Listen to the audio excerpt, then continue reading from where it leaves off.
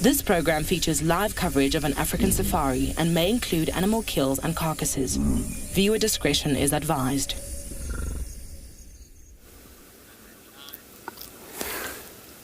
Good morning everybody. Welcome to Djuma Private Game Reserve. Here we're looking at this beautiful open area of top of the quarantine where the impalas also still doing their best of feeding and doesn't seem to be all that disturbed since they probably spend all night in this area. But we're about to find out about that. So if you jump aboard to your very own safari from the African bush.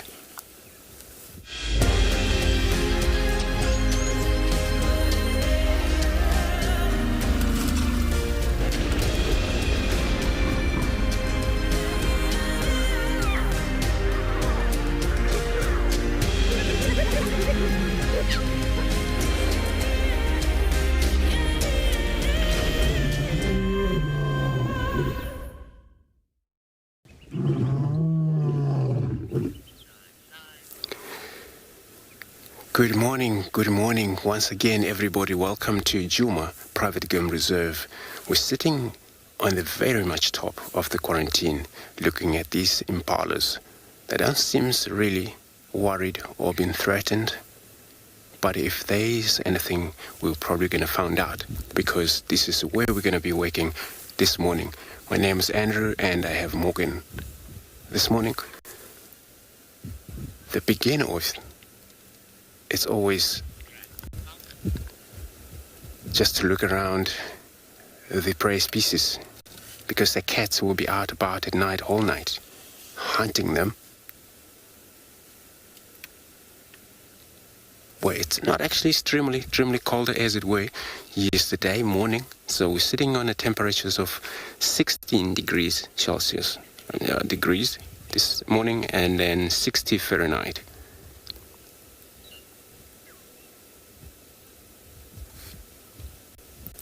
And we also like to hear from you. If you can send us the questions through #WorldEarth on Twitter, as well as at FC on YouTube.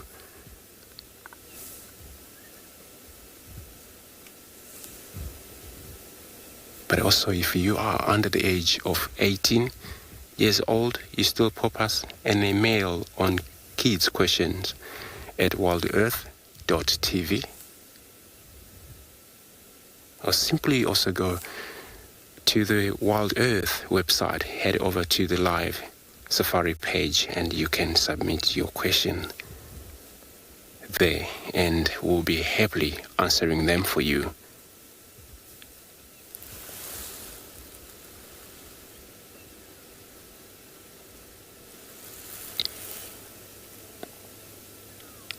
Impala is just taking it easy. Just all the mixed feed happening here. They can browse, they can graze.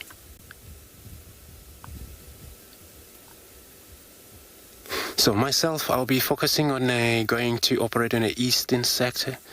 Again, hoping to find a leopard. TRISHALA also should be searching on the other side. And then Nick and Ngala would be also doing the same, as well as Prideland, who Mike may lead us in a walk, and Juan and Tswalu, which later they probably may join us as well.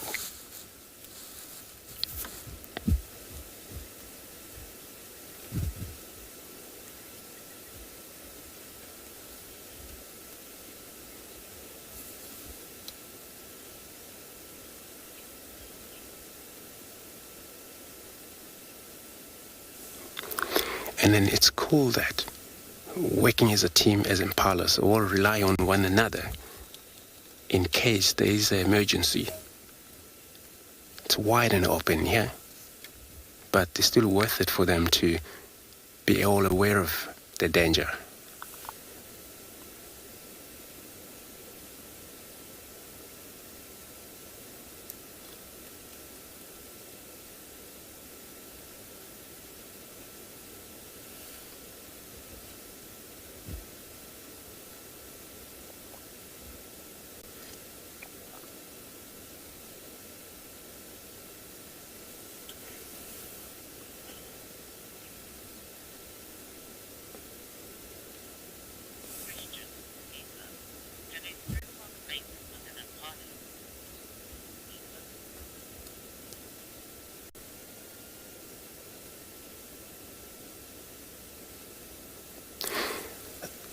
So, Lisa, you're asking that could a springbok mate with the impala?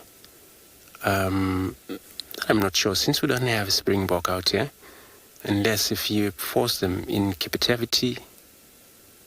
But I never heard of that. That probably will happen, or can happen, if they're in captivity where there's only two partners at a time. But I never actually heard of a crossbreed in these two species.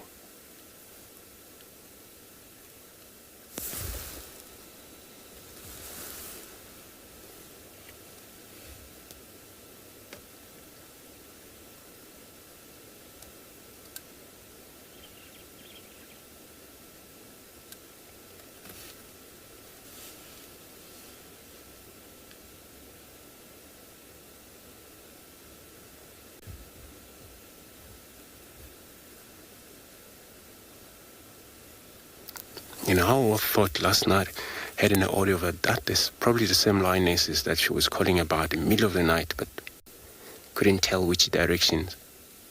And then just assume that can be the same female that she was wandering around here looking for the pride. And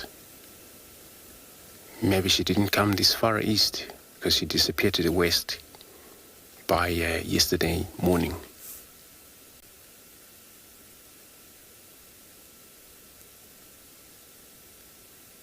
But maybe she didn't come in this area because then everything's so dead quiet.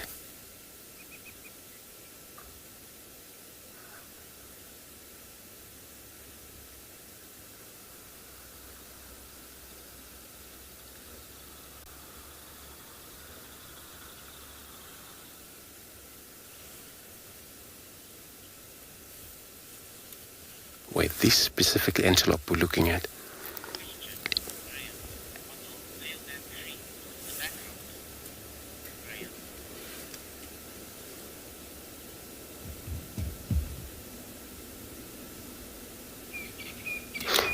Graham, so you're asking those at the background, are they baobab tree? No, they are marula tree. We don't have a lot of a baobab tree around here.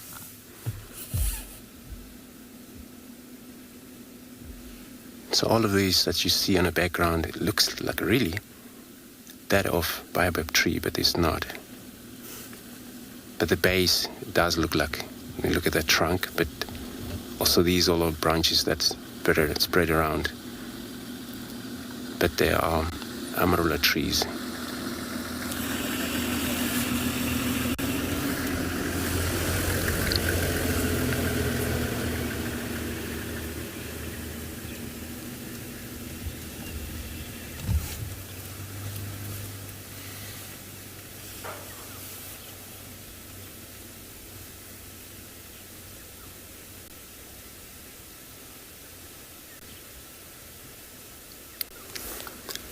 So a winter time for the impalas, all the rutting season. So this is when the male will become strictly territorial, congregate their family, all group of harem together. And then at the one time dominated by single male at a time, you find 30 over 60, about possibly 100 females at a time, controlled by one male in that given time.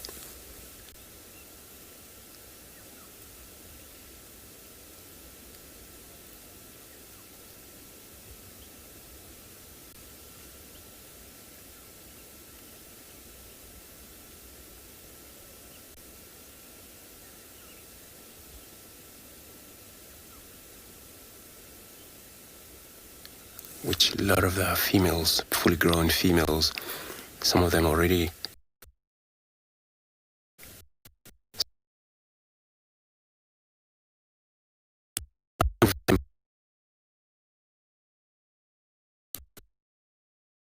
this is going to give birth.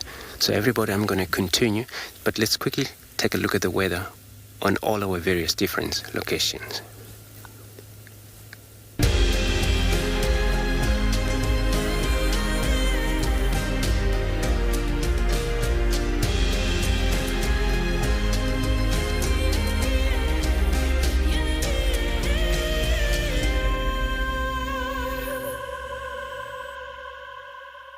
do my intro after it rises.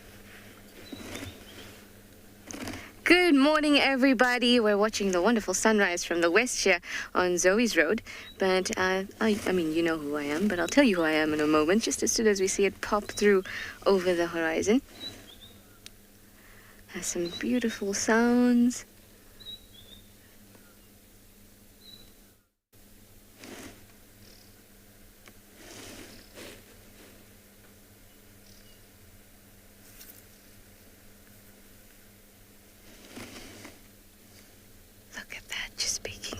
Well, our plan for today is to head kind of a westerly direction. Just check out the roads on the side, you know, Bellanaites, Impala Road, all of that goodness. See what we can find. You've already met Andrew. Andrew's going down to the east, probably towards Chitwa.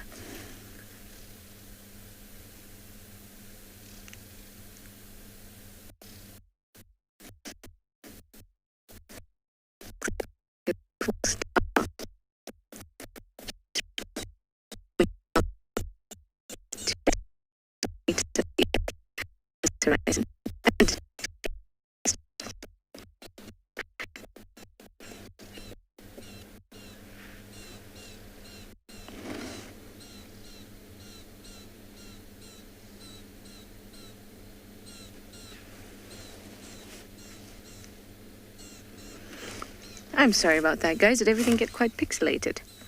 I promise it's quite clear and crisp in reality, and I'm sure that you can see that now. Well, up it comes to brighten us all and warm us up, and you know how much I need that. It's me, TRISHALA, everyone. I've got Theo on camera, and yeah, like I said, we're going to go out west. We had some interesting sounds. I wonder if you heard them too. We're going to move off in, like I said, the westerly direction, and see what we can find. Now, there was sound of lions this morning. I'm hoping for the sounds of whooping as well. Maybe we go down and check if there's any hyena activity there near Gari Main. But I'd really like to see a leopard this morning. I saw some female leopard tracks here on this road leading us down, but they didn't look they're terribly fresh. Maybe from yesterday morning. A car has driven over a portion of them. But what's interesting is that it's on the side, and on the side of Djuma. We could have Kara, we could have Shadudu, because Kalamba was seen all the way further east.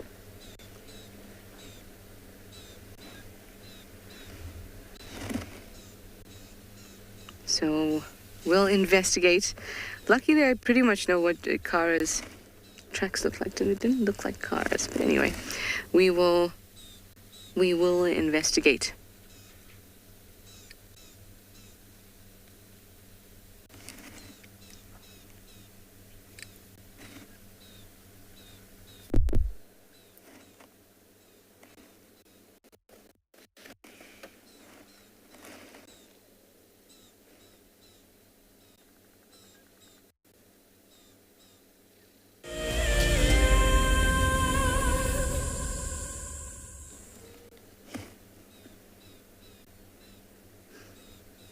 There it is, popping right over now. You can hear the testiculars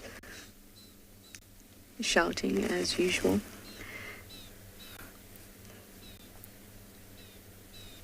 But let's take a couple minutes just to listen here again. There was an impala that sounded, or looked rather, a little bit concerned. And we want to go off and investigate that in a bit. But let's just keep our ears open, especially you guys, since you can hear very well. I'll keep my eyes open as I swing my head across on the road to see if there's any movement.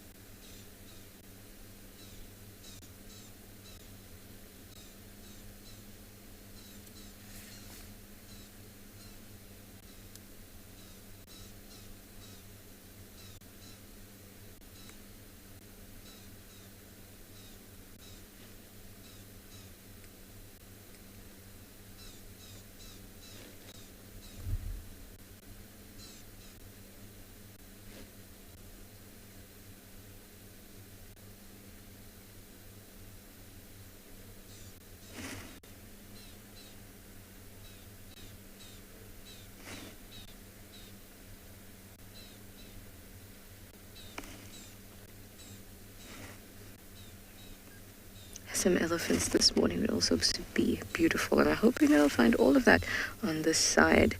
So we're gonna get going.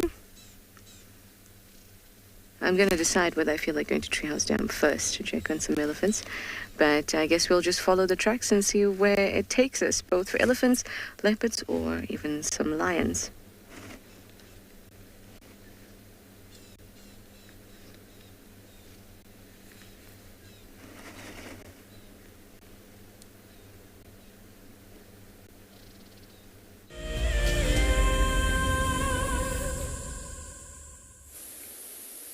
Good morning and welcome to and Beyond Ngala Private Game Reserve in the Kruger National Park.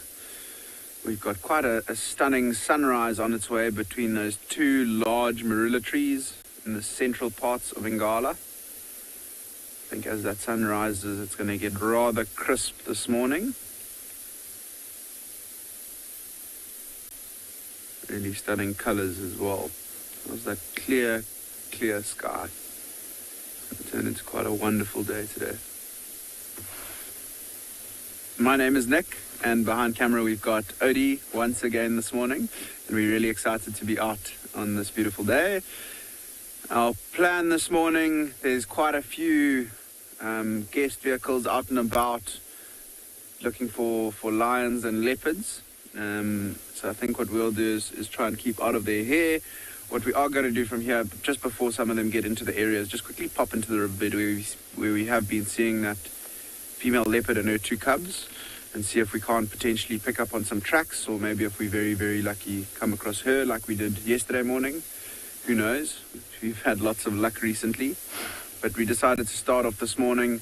Haven't seen too much as of yet, and Odie spotted this beautiful sunrise coming through the marula trees and thought it would be quite a nice scene to start off the morning.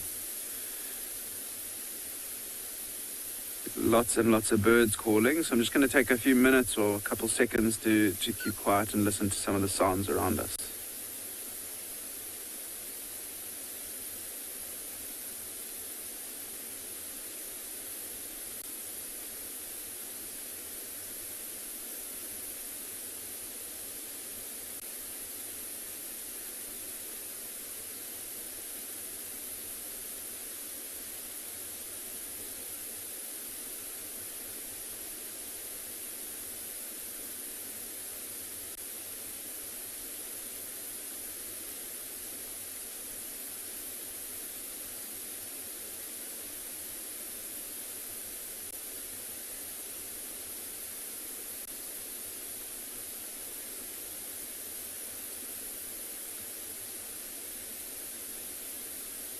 Birds seem to be getting more and more active as the sun's starting to rise.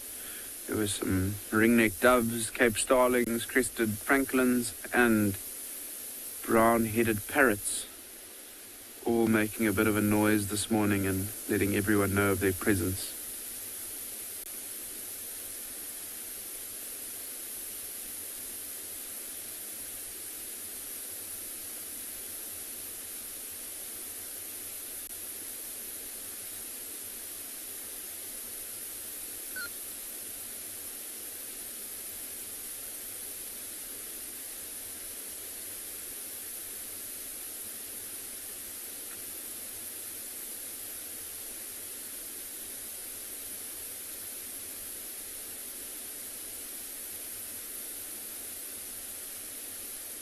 Sun rising quite quickly this morning, and it's such a stunning picture between the trees.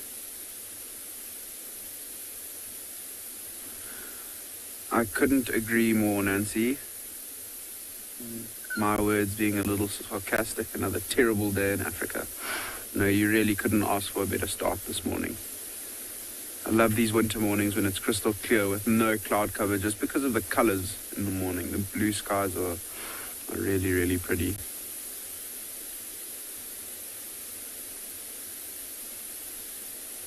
We've had lots of these scenic shots over the last, or yesterday afternoon and today.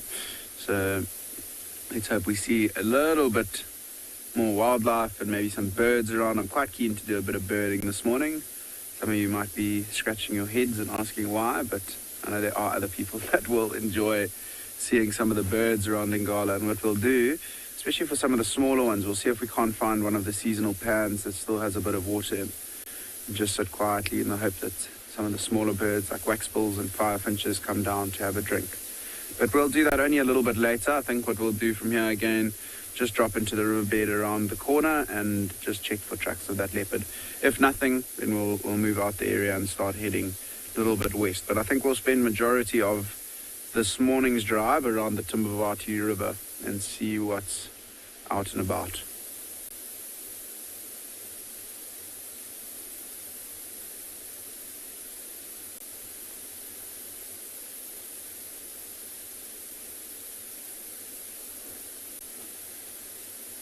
Atul, the Birmingham male, he's looking quite good, to be honest. We did find him, what was it, only two afternoons ago, and he was with the two white ones and the two other young males and the other young lioness. He's looking fine, to be honest. I think there was a bit of chaos, not last night, the night before, on our boundary. The lions, there were just tracks going all over the show. So I wonder if the two dominant males didn't head up there and chase them a bit. One of the rangers said there were tracks with two male lions going up into that area. We don't tend to head up too much into that area with the wild earth vehicle because it is in quite a low signal area, so that doesn't help us. But there are a couple of guys looking for them this morning, and I'm sure if the sub-adults are found, I wouldn't be surprised if that young Birmingham male is there.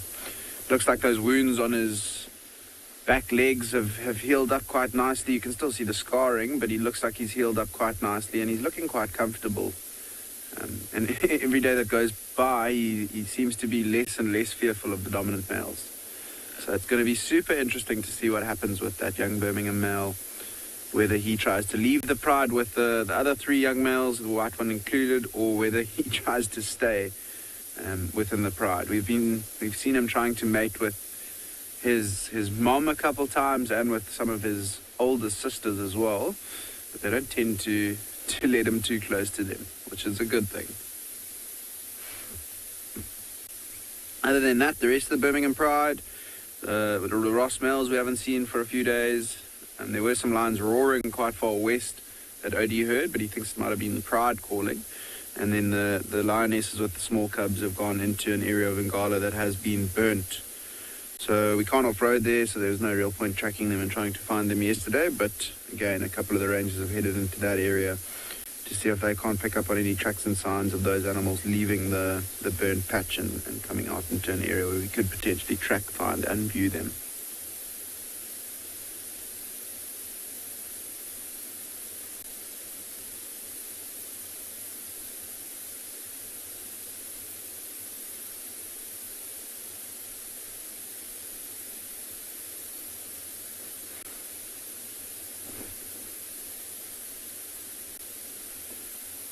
I think now that sun's just peeking through that little gap, which is what we were waiting for and what we were after, it's getting quite bright, so it's quite difficult for me to keep staring at it. So I think what we'll do is keep driving and head towards the area in the riverbed where that female has been with her two youngsters,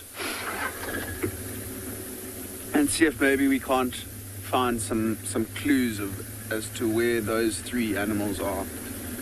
It's still quite chilly though, so I'm not going to take a fast drive to get there. I'll take it nice and slow. There we go. We're speaking about birds. This sjambok pod is absolutely full of them.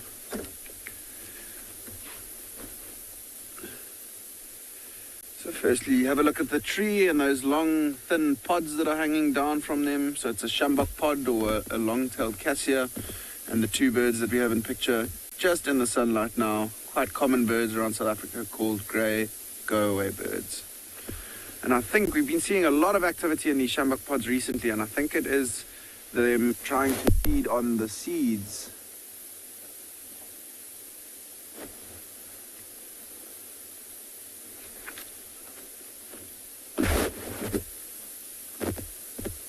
There are a few birds hopping around at the back there. Another go-away bird in picture.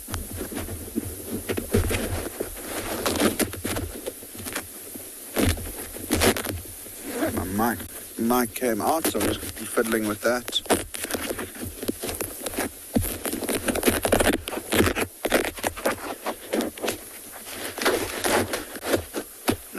better.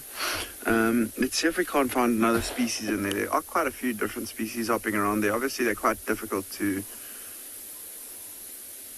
spot. Oof, there's a very pretty bird around the back, and Odie has managed to get it. Have a look at the colors on that bird when it does get into a bit of a gap. Look at the brown around the body, and then the stunning red on the face. Looks like a pair of black-collared barbets that are busy trying to also potentially feed on the seeds in these sjambok pods.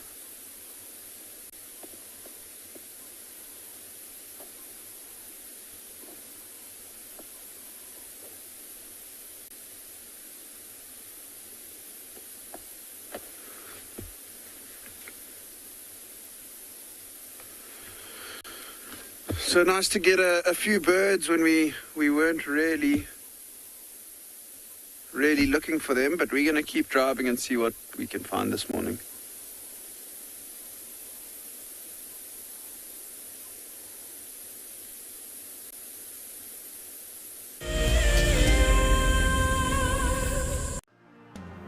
I'm Maggie, also known as Mia My Cat on Twitter.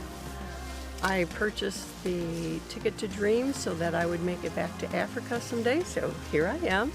I enjoy Wild Earth very much. Just the experience it brings to everybody, it just helps everybody cope with things. If you want to go on safari with a Wild Earth guide, whilst honing your bush knowledge and of course featuring in one of our shows, then head over to our website.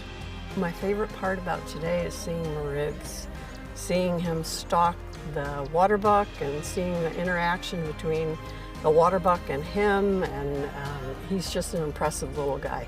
Sign up to be a Wild Earth explorer and you could be making your first ever on-screen appearance. It's very exciting to be on a live drive at Djuma, to see how things work in the back and to be certainly much closer to the animals.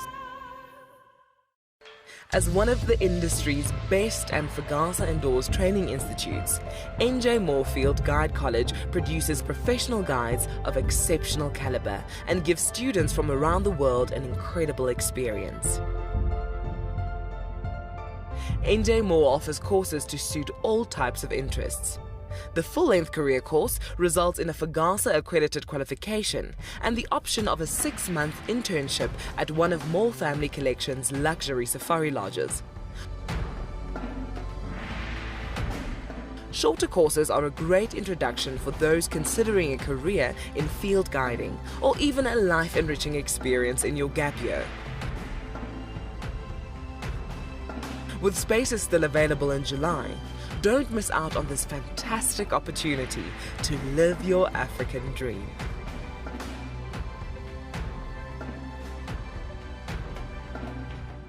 My name is Ross and I'm a field guide at and Beyond Pinde Private Game Reserve. I love getting questions from guests on Wild Earth because I love sharing and learning information about nature with new people, and it also makes me feel like you're all joining me in real life. If you want to ask a question on Wild Earth, then you need to register on our website. Once registered, go to our live safari page and submit your question below our live feed.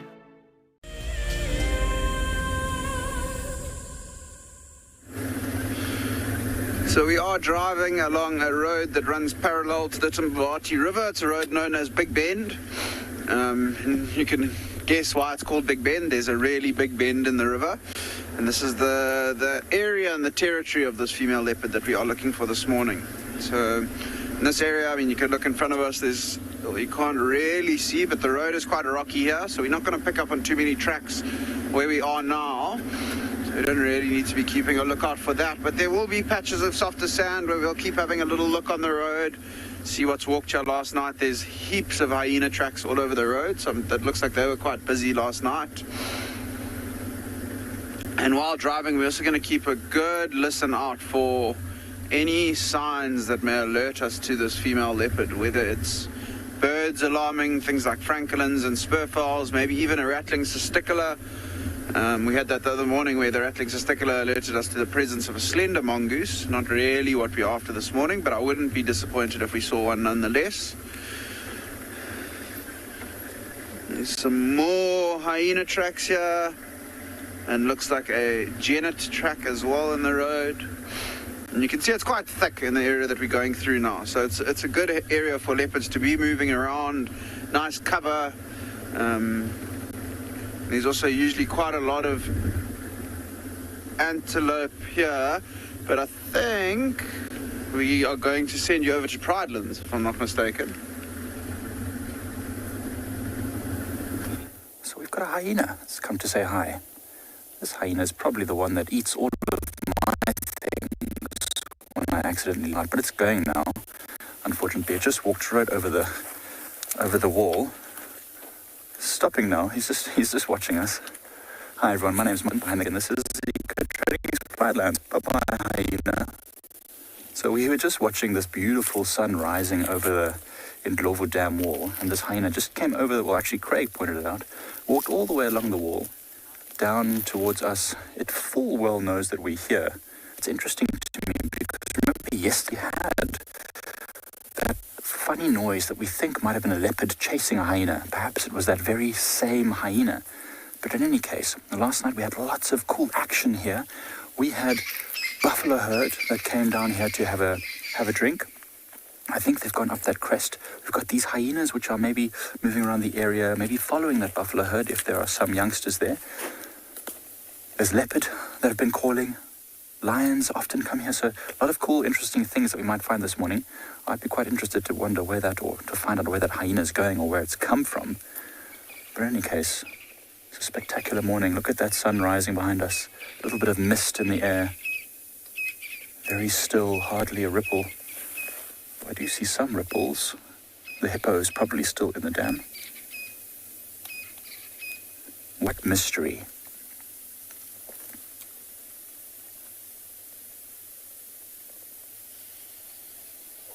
Very quiet otherwise. That hyena probably coming from the low area behind the dam wall. It's a place where there's lots of termite mounds, perhaps even investigating new den sites. We know there are at least 3 active dens here on Pridelands at the moment. And the hyena clan is very big. And there's at least 3 tiny youngsters in one den, and then other youngsters in other dens. So they might be looking to branch out a little bit more. Maybe those dens are getting a bit crowded.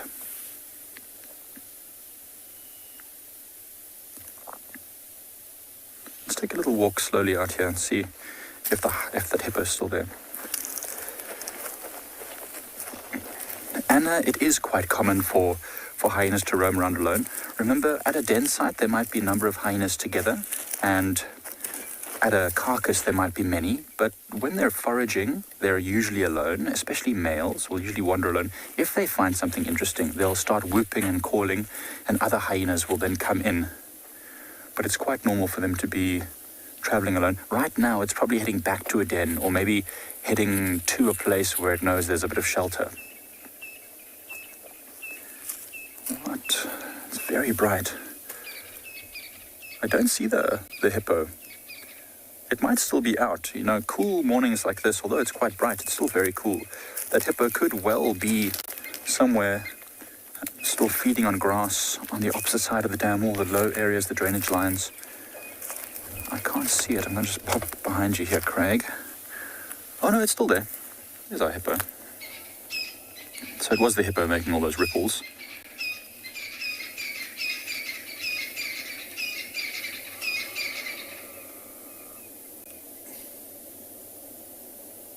Doves flying past. A lot of birds making noise. Those were some crested francolin. Probably just giving a dawn chorus, letting everyone know that, hey, we survived the night, this is still our spot. And now most of the birds will be up in the tops of the trees, warming up.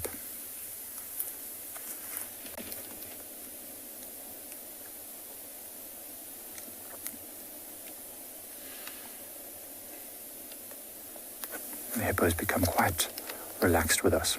We walk around this dam, sit on the dam wall, and all the while this hippo barely glances at us. It's actually fantastic.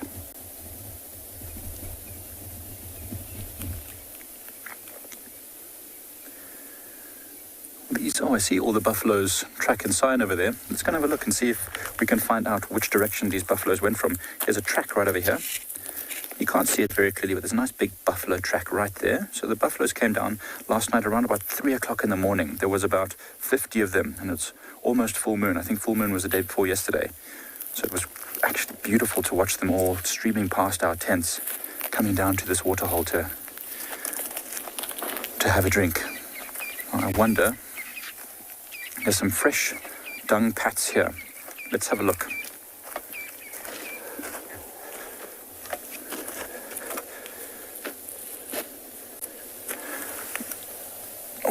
It's quite cold. 2 hours is enough time, or 3 hours enough time for these to lose all their residual heat. But we're going to send you over to Ngala and Nick to say good morning and show you some animals. And we're going to head up there and try and see if we can find those buffaloes.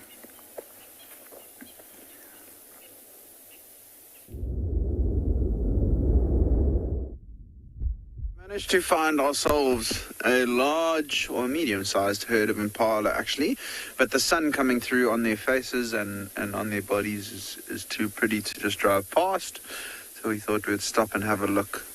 And can you see how it's mainly females, pretty much only females in picture at the moment, and you can see how that one female on the left sort of, as soon as I said that, she popped her head out and had a good look towards us. But they seem to be quite relaxed this morning. I don't think they've had too many difficulties in the evening. And you can actually see that one is busy grooming itself as well, which is quite cool.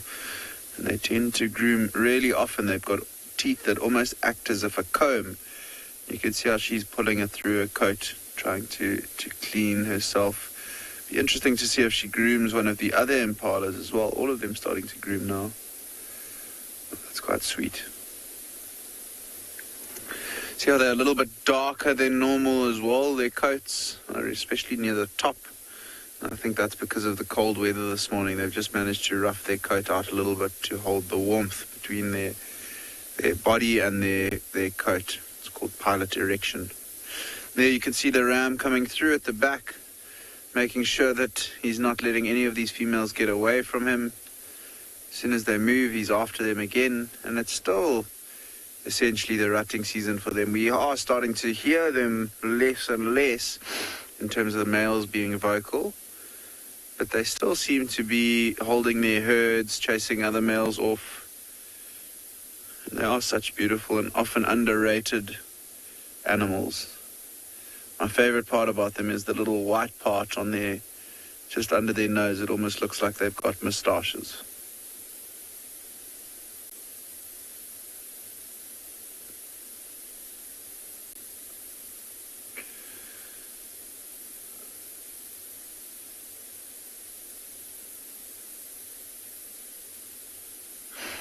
And yeah, most of them are now just standing quite still. A few of the ones in the front have started to move away from us, and I'm pretty sure that that's going to mean that all of these impalas are going to follow. They do have a bit of a herd mentality in that sense, that they will move. But you can see how they're all staring off in the direction. There's a bird calling.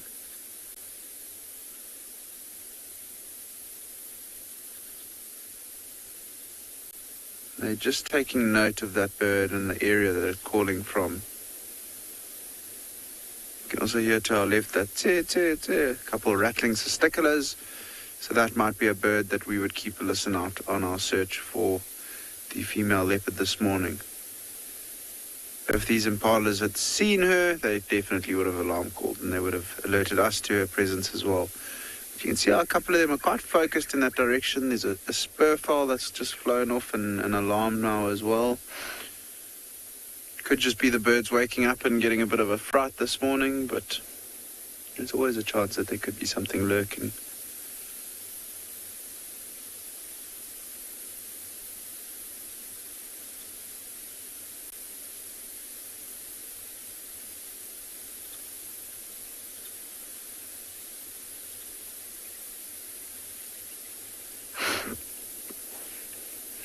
So Safari Kitty, I think that question, I mean, most of the time the impalas are quite relaxed with the vehicles, and in turn their lambs are also relaxed with the vehicles.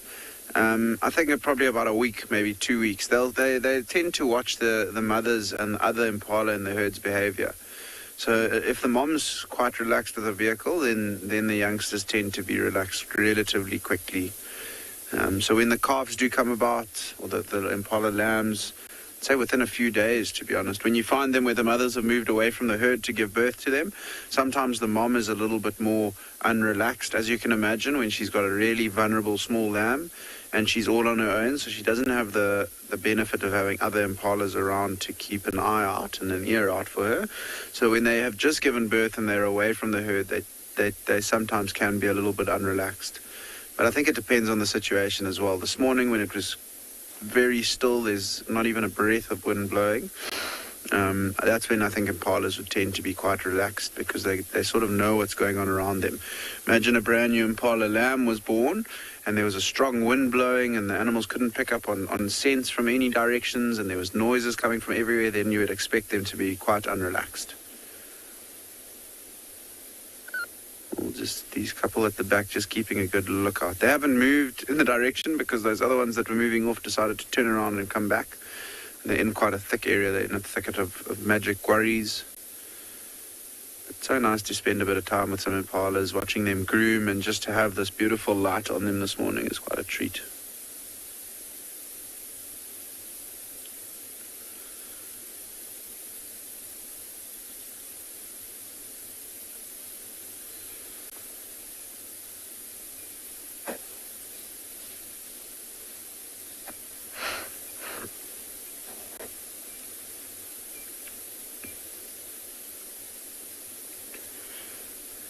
See, the one in the front left has now got its head down, busy grazing, feeding on some of the grasses that are still quite nice and nutritious. I always relate impalas to goats because they will eat anything that they can.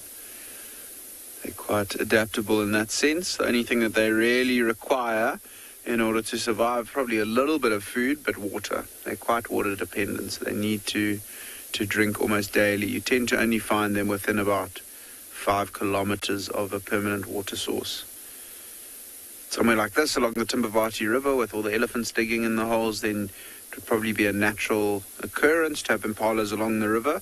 But some of the artificial water holes that have been built, not only on Ngala, but on the reserves all around here, any water hole that has been built, then that artificially would bring the impalas into the area as well, because if it wasn't for that water, they wouldn't be able to survive around there. Nice to spend a bit of time with this impala herd, but I think we're going to slowly keep making our way towards the area where we're going to drop down into the riverbed.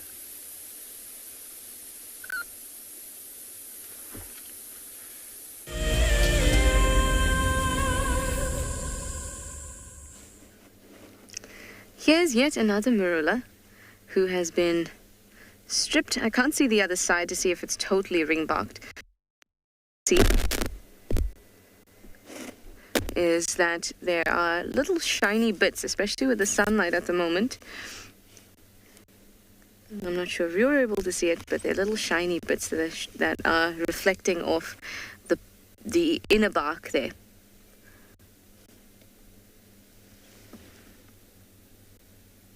Just a little further down. Just like that. It's very difficult to see, but what it's actually telling to us, or saying to us, is that this tree is attempting to heal. And it will exude latex in order to do that. So trees can produce 2 types of latex, or 2 broad categories of latex, essentially. One is the white latex, the latex that you may see in plants at home, in tambourtis, for example, and that's toxic. That's a defensive latex. But this kind of clear latex is to help the tree mend wounds. So just like us, they have injury, just like this, and they need something to help it close up. Imagine like our clotting factor in our blood. They need something to help it close up. And once it closes up any deeper wounds, any wounds that are penetrating past that outer bark and into the more central portions of the tree, and the actual wood part. So kind of like the actual wood that we use, what we consider wood, we don't consider outer bark the wood, but that wood is called xylem wood. So that's a little bit further in. Once any injuries penetrate past this outer bark into the inner bark and that xylem wood, it really needs the latex to help it heal up. And then soon it'll start to produce a whole lot of new cells from the edges and then grow again inward to close up this whole wound.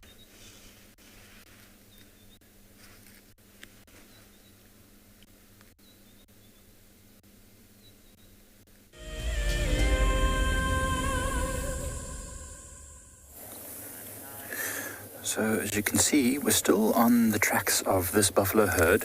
In fact, I was just discussing now with Jan Hendrik, what are some of the things we should be wary of? And this is exactly what we should be wary of, or at least aware of. There's only tracks of one buffalo here, and it's a very, very big track. The rest of the buffalo herd's tracks are just here amongst the grassy area. So we decided just to follow this one, because I'm sure this buffalo is with the herd, maybe on the fringes. But this one is most likely a buffalo bull, one of those ones that's often called a dugger boy. And these generally refer to the older, bigger bulls that are sometimes on the fringes or lagging behind, a bit older, a bit stronger, a bit bigger, maybe not so agile and quick. And that's the one we should be wary of in terms of it might be lying down somewhere resting, and if we don't see it, we could end up getting very close to it before it reacts. And buffaloes react very quickly. They'll either run away or they'll quickly come to investigate. Let's just call it investigating at high speed. And we'd like to avoid either of those outcomes. But yeah, so this one, as you can see, that's the back of the track here. The little toe with a little flick just over here, heading straight down this road. Remember, the older buffalo bulls, not so easy for them to maneuver around, especially when there's lots of rocks, lots of fallen logs and lots of grass. So we'll keep following and see if we can find them. I suspect they're not very far. I mean, they are quite water dependent, and they were drinking a few hours ago. So after drinking with a full moon like that, they would have continued to feed as they were moving. I mean, just the frequency of the dung that we're seeing, there's a pile here, and there's a pile literally a couple of meters away, and I see another pile just about 10 meters further. So it means they're not moving fast, just slowly feeding along the edges of this road, looking for this kind of stuff. If you look here, you can just see there's a little bit of green still left at the bases of some of these grasses. So that's what these buffaloes are targeting. They'll move their heads in amongst these bushes and shrubs, getting to this green grass here, which is still fairly nutritious. It's still got some goodness. The dry straw stuff like this is not really ideal for them. They'll eat it as a last resort, but it's not really what they're after. They're looking for the green stuff. And there's a fair amount of it. We were just talking about how much grass there's still left at this time of year now. It should be long gone. I mean, this here, just in there you can see again, lots of green leaves. I mean, it's almost July.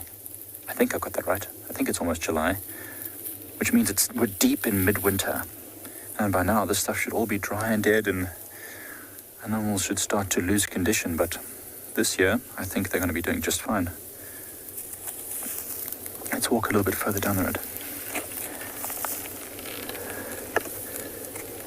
Oliver, are you asking if buffaloes use dung as a territorial marking, or if there are any animals that use it? I wasn't sure that I quite got that question, Oliver. But if you're asking if it's buffaloes, then buffaloes don't have territory. Buffaloes are not territorial. They move around. They have a home range, an area that they'll use.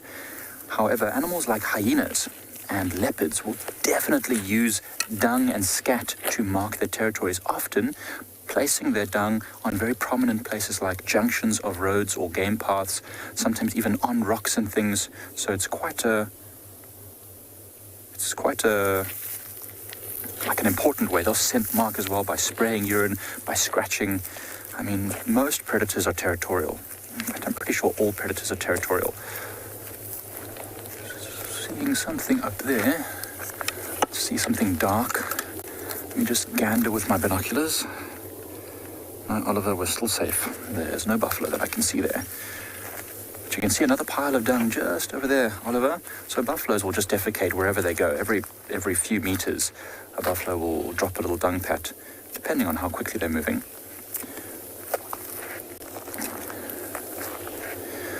Well, while we continue looking for these buffaloes, we're going to send you over to Nick, who's bumbling through the Timbavati. Hopefully he's also having some luck.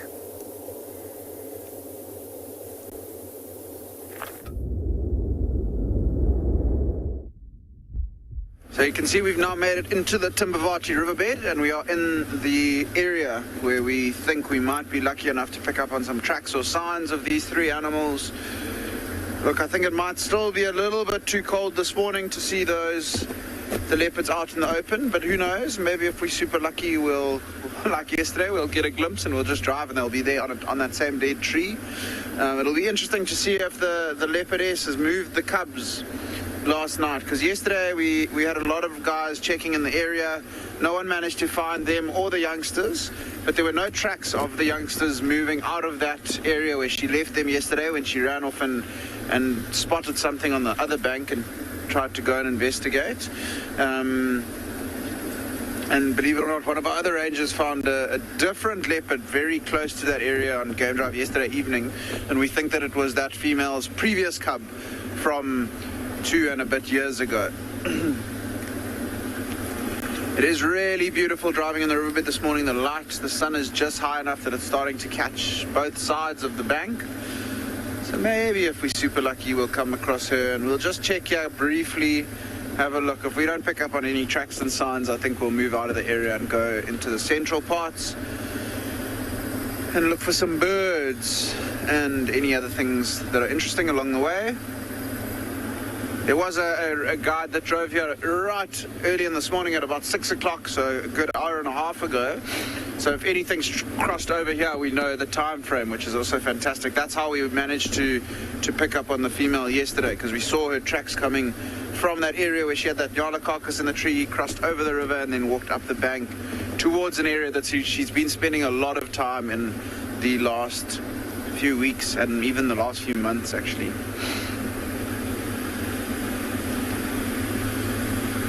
Having a good look on that tree we saw on yesterday. I don't think she's there today, unfortunately, but maybe she'll be in the riverbed, maybe she'll be lying somewhere around there.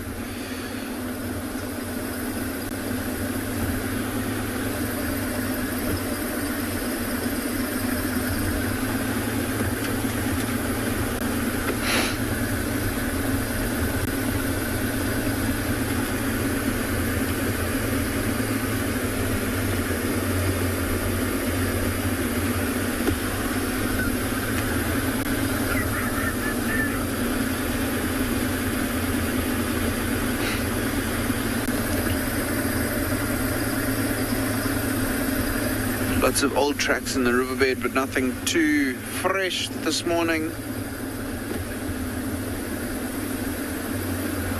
When we get to the area where we had them yesterday, it might be a good idea, if we don't see tracks, just to turn off and have a listen. Sometimes we might be able to hear, if mom is in the den site, we might be able to hear those little cubs suckling or moving around, if they are still there, which is what we are hoping. This is pretty much the area where we spotted her from yesterday.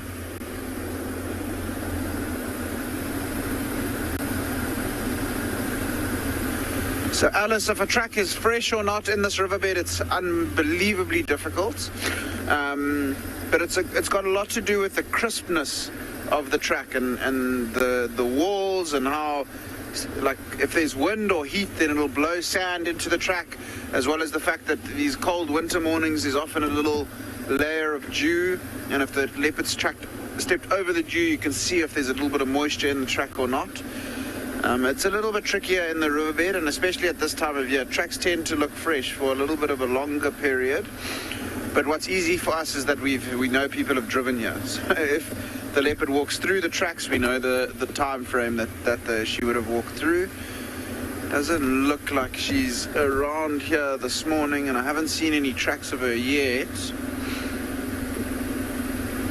We'll just stop here and have a bit of a listen and a look into the area where we think she's left those two small cubs.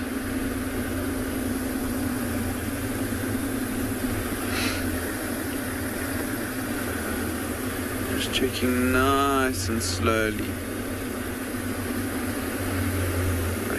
going to turn off here. We're going to have a quick listen.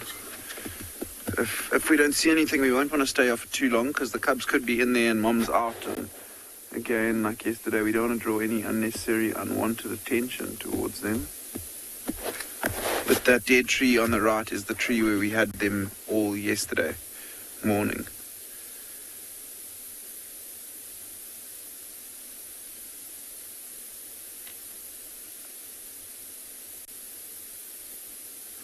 You can also see just behind that little drainage line, which is that darker patch in the picture, very dense bush behind there. So they could be lying up the top there, huddled up somewhere trying to keep warm. And then we would have no chance of seeing them. So it just shows how lucky we were yesterday to have them all out in the open again.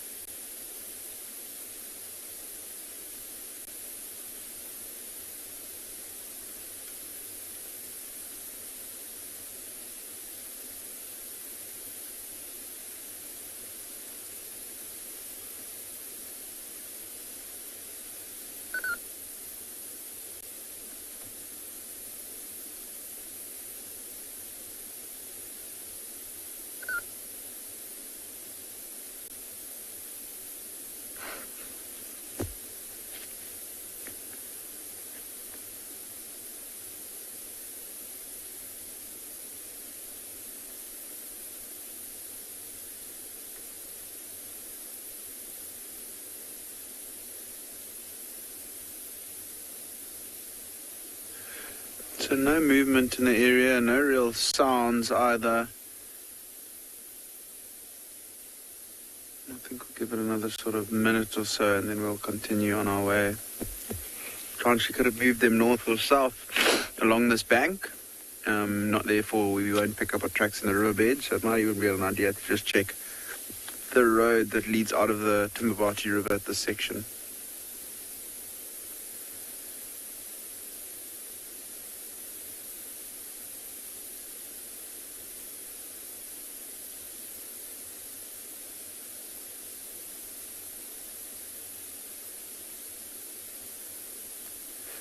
I think let's keep going. No real signs here.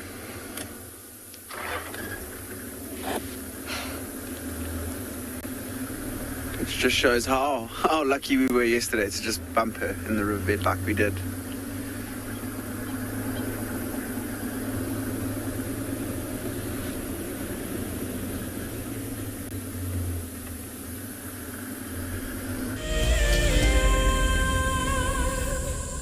As the sun goes down in Africa, for many, the day has just begun. Wild Earth is piloting a brand new concept, and this time it's at night. This Saturday, a specialized thermal drone will take to the air under the cover of darkness. As it flies above the bush, it will be searching for hotspots on the ground. We might have a leopard on the far right of this group of hyena. The ground team will then be called to identify the animal. It is a warthog. That's exactly what it is. So there we go. It was a warthog that was running away from... Sorry, Warty. And of course, it is at this time when the big cats are on the hunt. Yeah, James, just head a little bit more left. Okay, copy. I'm going to go north around on Impala Road. Okay, the lions are on the move, guys. Lions are chasing the wildebeest. Wild Earth is looking for a sponsor who can help turn this pilot into a long-running series. If you are interested, then head over to our website to find out more. wildearth.tv/sponsors. Across southern and East Africa, the Endangered Wildlife Trust works tirelessly to save species, protect critical habitats, and benefit people.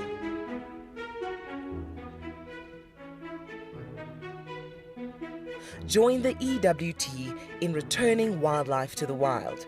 Go to ewt.org.za to find out more and follow our socials to see how you can get involved. Protecting forever, together. I love being a cam up for Wild Earth. The animals coming right up close to you, especially like lions. Sometimes you get nervous, but you have to go with the flow. My favorite animal to film is the elephant because of how big it is. But when it's really up close to you, it's one animal that you would say, I really respect you.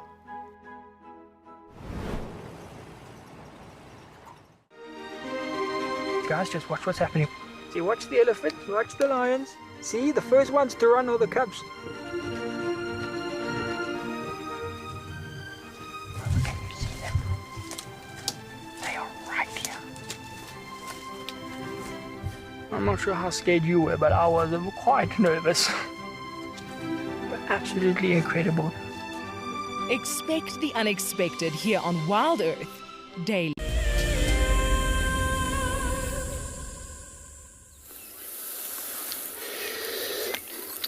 So everybody, we have arrived here at the Chitwa Dam, and it seems to be, it's just a beautiful sound that it's actually made by all Egyptian geese and some hippos.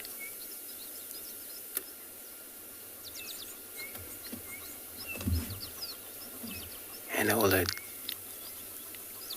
various different bird sound.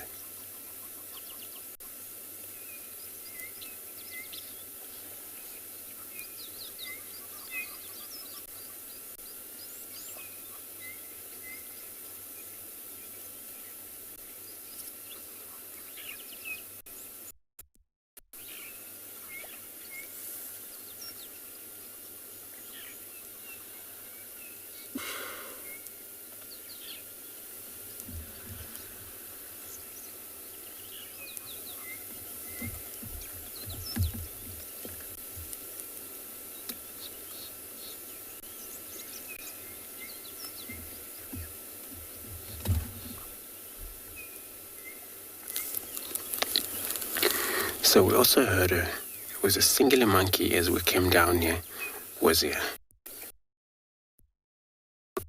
But in one of the other property where we cannot go look. So we just hope that if it's any cat, will probably show up while we're at the dam.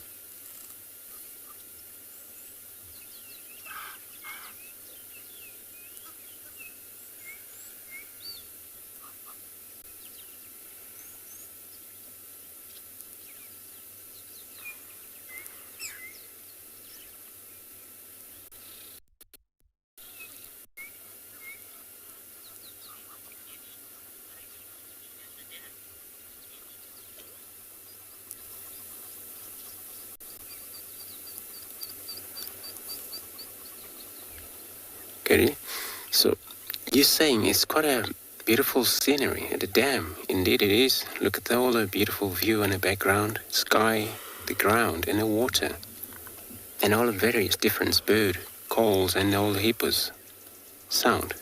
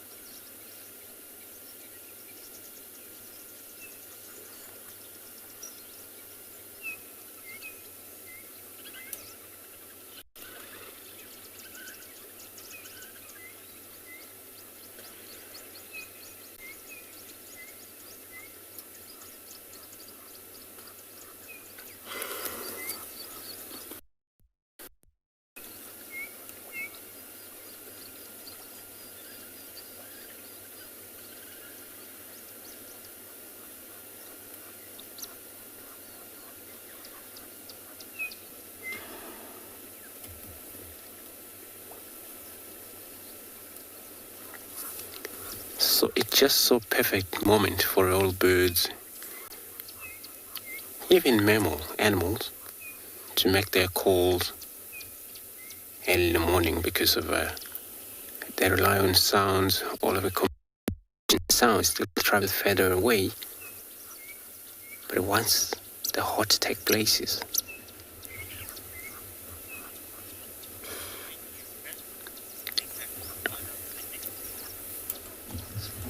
so when the hot take places, then there's not much of this sound can travel any further. We're gonna stick around here. I'm gonna be sending you across to Ngala, where Nick is on a bumble.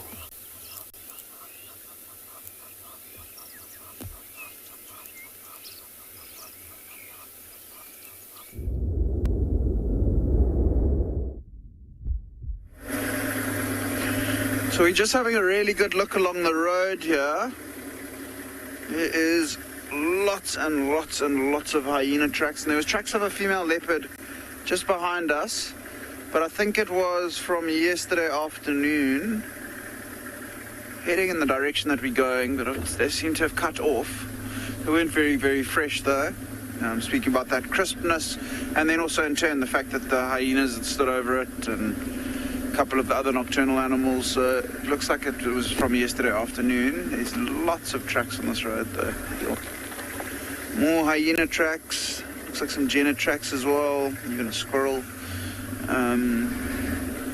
But we are sort of now starting to make our way out of this area where this female and her two cubs, or where we think she is this morning, with no luck really. Now maybe someone else will come a little bit later and have a bit of luck, and we're going to start making our way again towards the central areas of Ngala, see what we can find.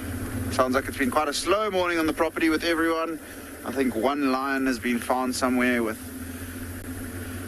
a couple guys viewing it there up in the north.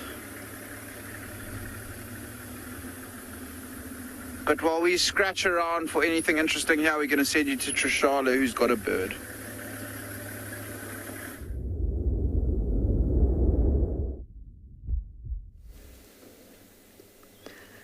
We're here with a little Basilia chick. Well, not so little. I don't think it's ever been that little, has it? We've been spending some time with it. We've spent some time with Lauren and this chick, as well as myself. But it is nice to see the Basilia. I'm not fond of its chosen name, but in honor of Lauren, I will say it, Batilda. It was actually close to the ground, and it flew quite well to the top of this dead tree. But I need to move, everybody, because I can hear some vervet monkeys alarm calling behind us. Not very closely behind us, but I think cheetah cutline, and it is going to be best if we can move to get there ASAP. That was me asking FC, everyone, if you're wondering.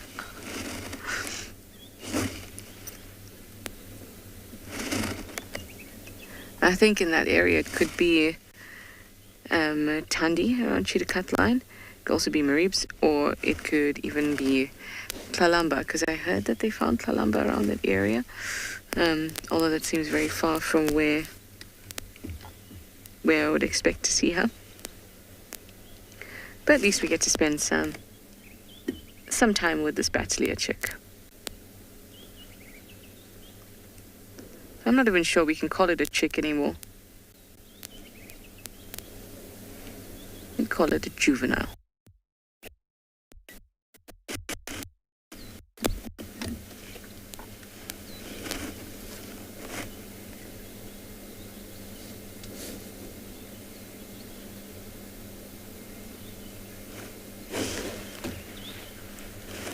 Okay, I can really hear them shouting behind me now, so I'm gonna go and check it out.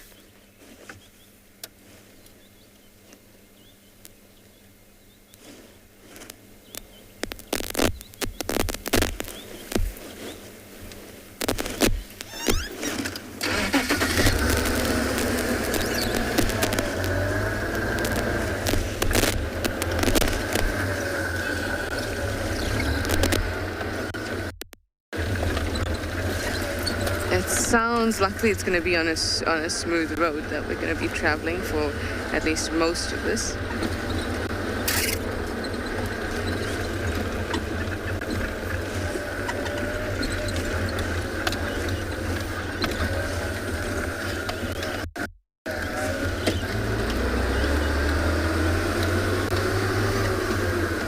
Now, I was really hoping that we'd find some spots this morning.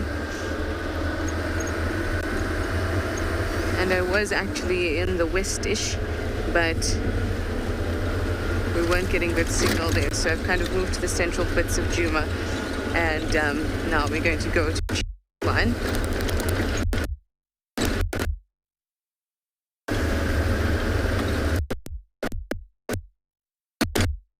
So the first thing I want to do, if we don't see a leopard, is to find the vervet monkeys at the very least. So we're going to go to the junction with Cheetah Cut Line, and we're going to go stationary and listen. I see vervet monkeys.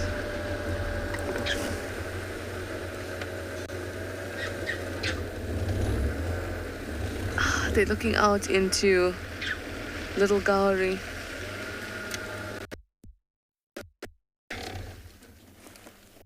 I just get top of the tree there.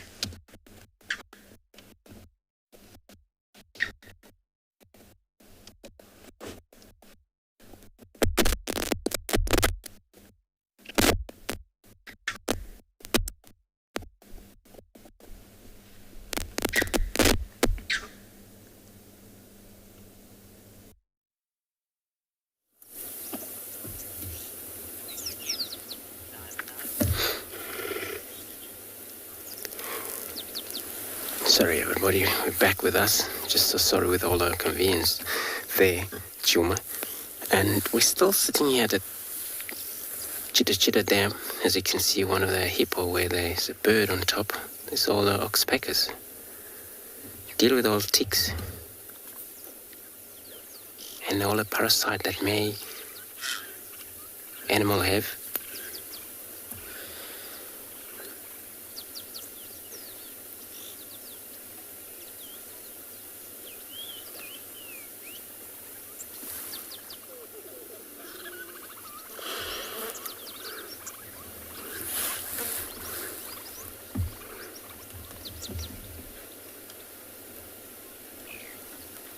And this hippo may have returned back to the water early this morning from grazing all night.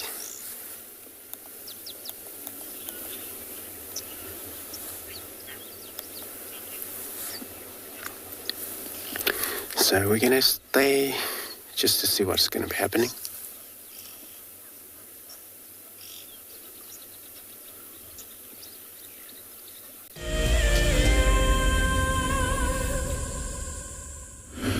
So we are now out of the area of these three animals, and we're starting to make our way. I think we'll head off to a waterhole, maybe to Clara Dam, and go have a look around and see what's there. No one's been there this morning, so who knows what could be around. Could be anything, could be something exciting, and maybe a good chance now that it's warmed up for some birds around the dam. It's always a good shout to just check the waterholes and see if there's nothing there. I'm sure we're going to get a chance to see some hippos, probably the 2 resident hippos in that waterhole. Because the hyenas have been active last night. Every road is just littered in hyena tracks.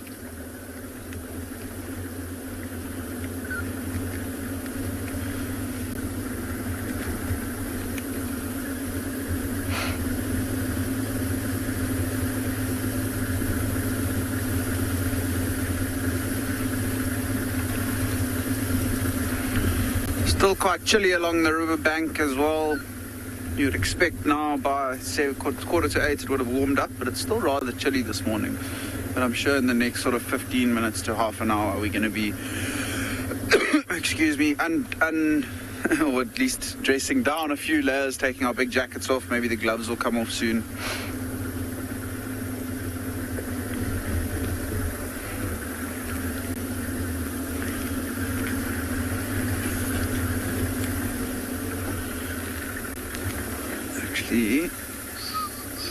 Let's just hop into the riverbed here and just check this last little section of riverbank.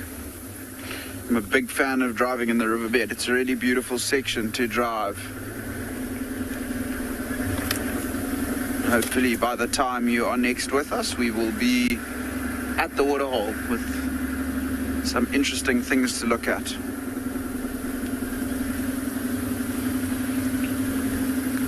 Interesting to see where all the lions have gone. Hopefully some of the other guides are able to find something for us this morning.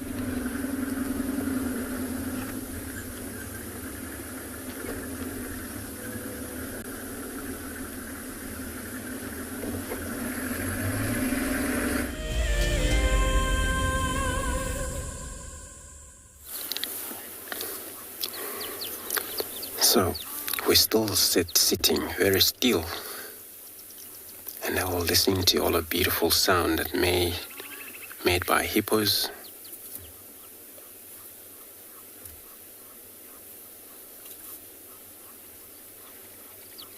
And it's actually getting warmer quickly this morning. There's a chance that many of the antelopes that they're around may come to drink in this very time.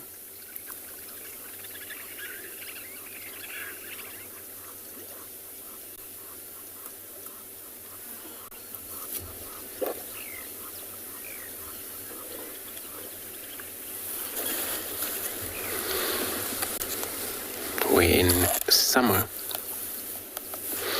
most animals, they prefer to drink time like this, and they can travel far away than need water.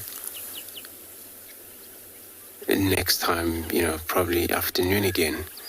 But we're still in a winter where they're probably just going to wait until it's warm enough for them to arrive at this dam to drink.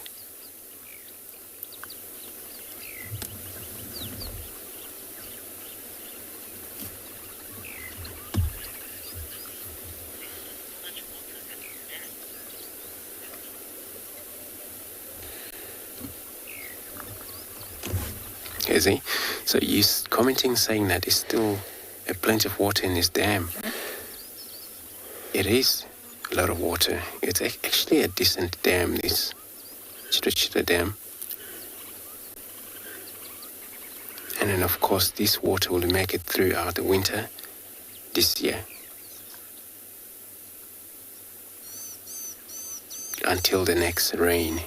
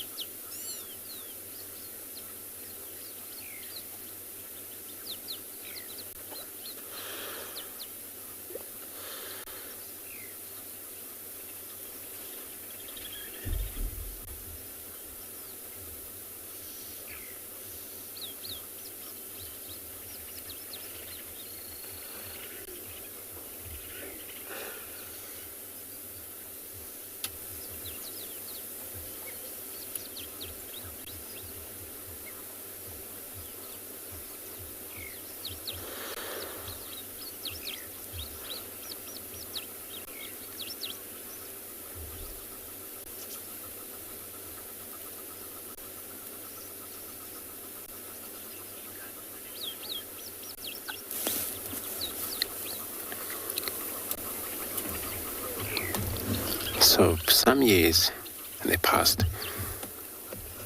we had a drought where there's so many people that have to suffer. Some have to make their way, some have to be captured to the far north, Waterberg.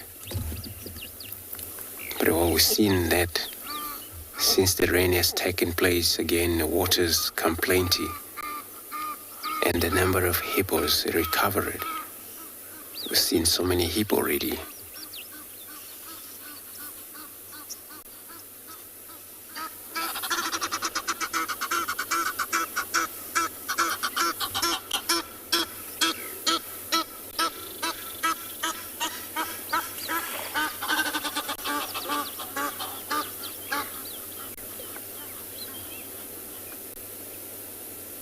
And those were Egyptian geese, where female make a lot of noise than the male.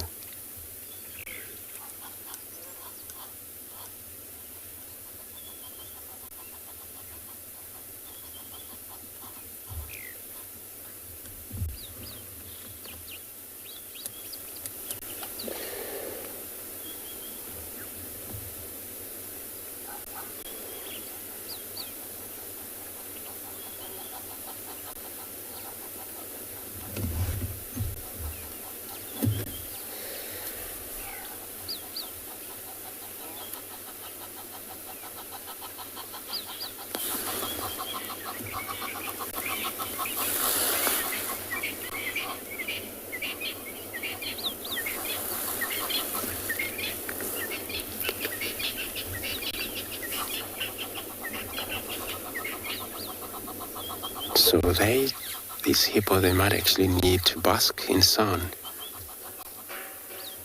And some croc that may be around here, which I know they're around in this watering hole. Also, they may need their own distances to bask, but away from the hippo.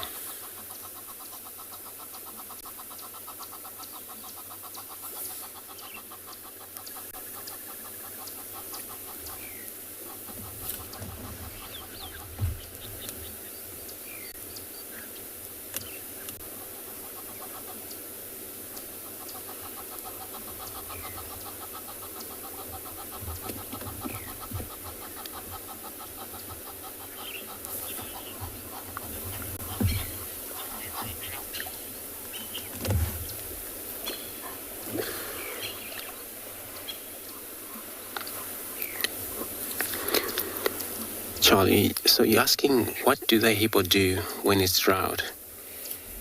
So a few years ago, we've seen that drought, and we've seen a lot of hippo. Some trying to make their way across back to the east into Kruger Park, hoping to find waters in these rivers, but unfortunately, it wasn't.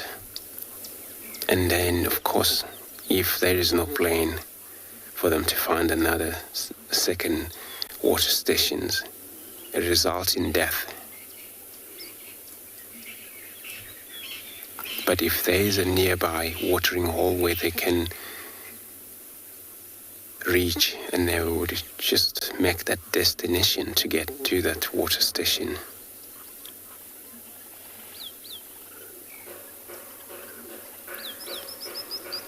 And that journey sometimes can take several days if it's far enough. Cannot make it in one evening. In a day, they will probably just rest in a river where it's shadow covered.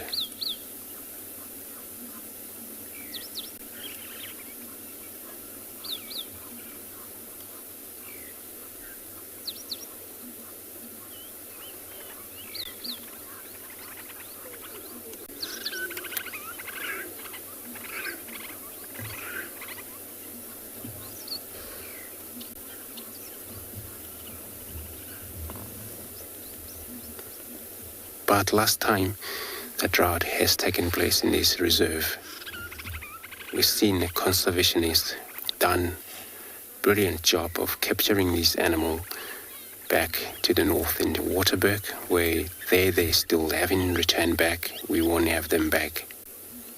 But the number here, it's already recovered.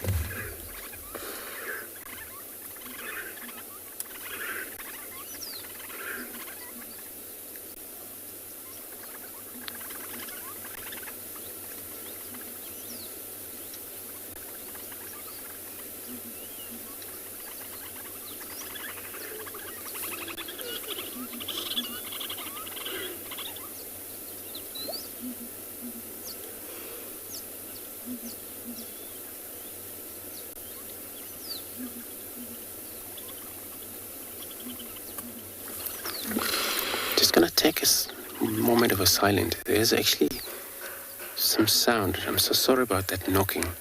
It's probably some maintenance guys doing some work here on the other side. But there's a southern ground hornbill making a sound, but it's a very soft sound if you can listen to that.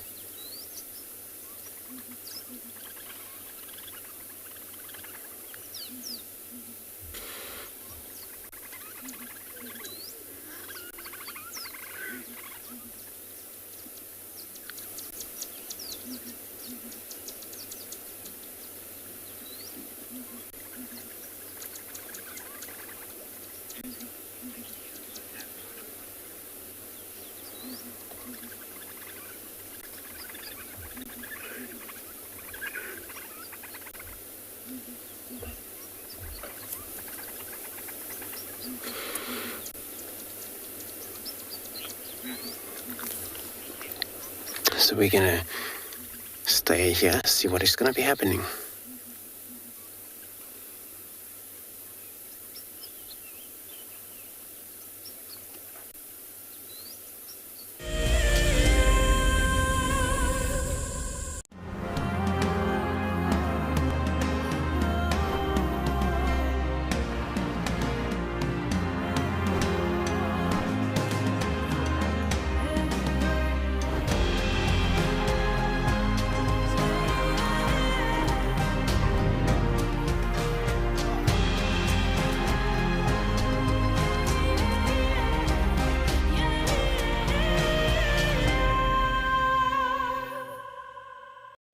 As one of the industry's best and FAGASA-endorsed training institutes, NJ Moorfield Guide College produces professional guides of exceptional caliber and gives students from around the world an incredible experience. NJ Moore offers courses to suit all types of interests. The full-length career course results in a FAGASA-accredited qualification and the option of a 6-month internship at one of Moore Family Collection's luxury safari lodges. Shorter courses are a great introduction for those considering a career in field guiding or even a life-enriching experience in your gap year. With spaces still available in July, don't miss out on this fantastic opportunity to live your African dream.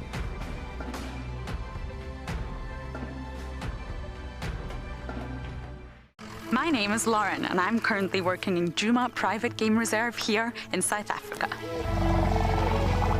I love answering your questions during the live safaris. It's my favorite part. It feels like you're on the vehicle with me and I'm able to teach you exactly what you want to know. If you want to ask a question on Wild Earth, then you need to register on our website. Once registered, you must go to the live safari page and ask your question below the live feed. We have a baby pangolin, a baby pangolin. This is off the charts. This animal is about from your fingertips to your elbow. That's the total length of this animal. This is unreal. This is unreal. This is unreal. This is like now my 4th Christmas in a week. We should do this more often. Tune into Wild Earth every single day. It's in your nature.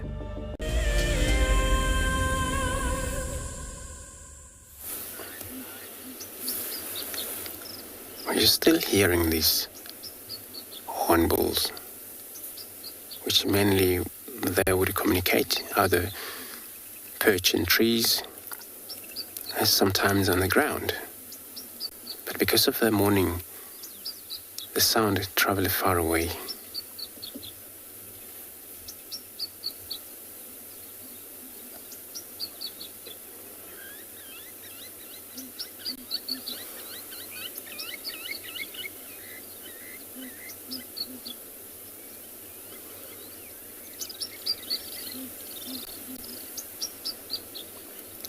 And also one of the bird, they forage in number, congregate in number, anything from 4 to 7, for possibly 10 of them.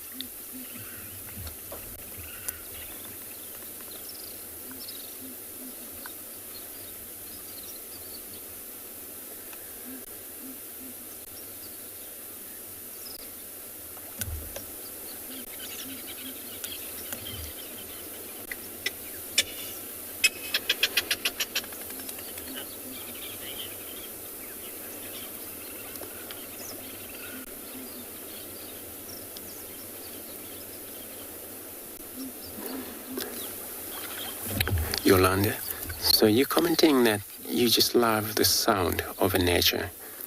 Indeed, you're very right. It's such a peaceful morning to listen to all the sounds.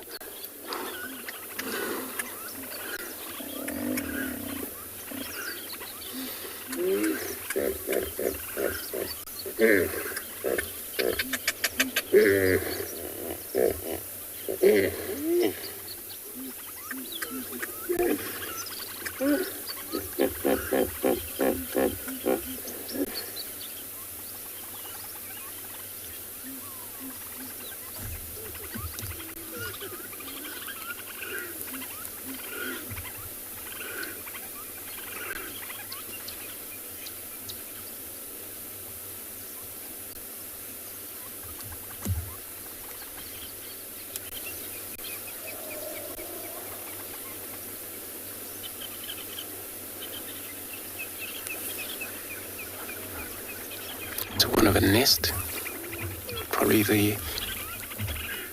there's a bird sitting in there. Looks like a heron.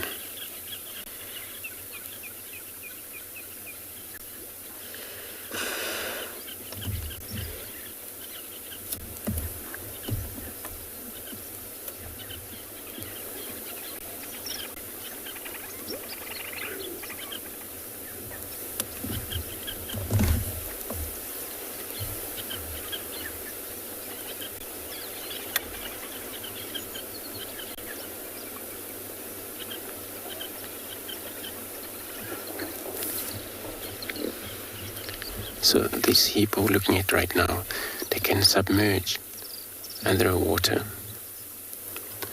for 4 to 5 minutes sometimes. And they come out, stick their nostrils, their heads up, and they take a breath again and again. So they would be doing this all the entire day until they decided to come out of the water for basking in the sun.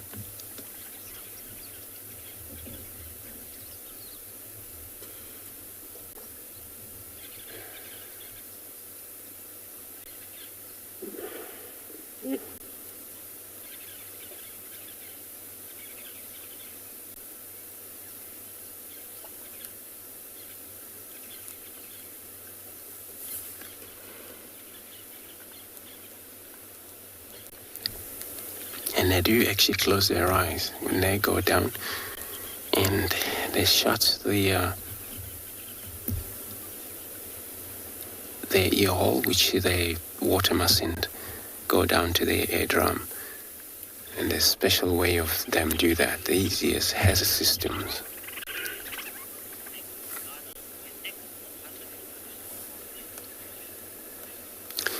So we're gonna search around, see what we can find else.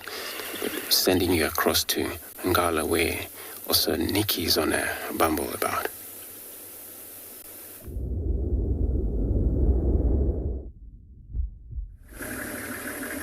So we've tried to make our way out of the river repeatedly, I promise, but we kept picking up on tracks, different tracks, just trying to have a look to see if they are fresh or not. Yeah, we've got tracks of the female with what looks like one of the youngsters going in this direction. But again, they've been driven through, so I'm sure Nikki would have had a good look at them earlier, and sort of he decided that they were obviously not fresh enough to have a look at. So I think we'll do the same, keep going, and who knows. There was also what looked like a drag mark from also a female leopard. Whether it's the same female with the 2 cubs or not, I'm not sure. But there are 3 rangers with guests that are coming in the area, so we unfortunately need to make our way out of it so that they can have a good look around and get the trackers on the ground and actually spend a bit of time looking for her. I've mentioned a couple times that tracking leopards on Ngala, it's near impossible to do it from the vehicle. You have to get off on foot and walk for extended periods of time if you want any hope of finding them, unless you just come across them, which is not very common on Ngala. So we're going to turn out of the Timbavati River shortly and start making our way to that waterhole. But it is super, super cool to see so many different tracks of leopards all up and down the river, going north, going south, going east, going west. It's quite a treat. Usually our riverbeds are littered with lion tracks, so to see some leopard activity and lots of it is rather pleasant.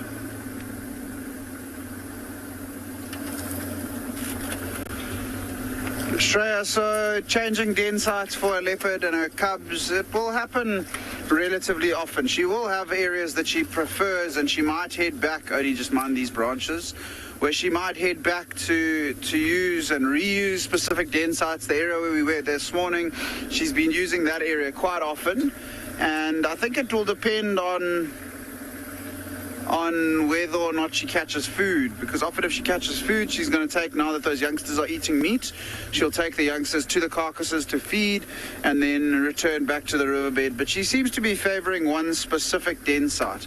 I think if there's suddenly a much bigger presence of hyenas in the area, or if lions come through that area where the leopards and the cubs are, then I think she'll move it. I don't think she'll stick around for too long.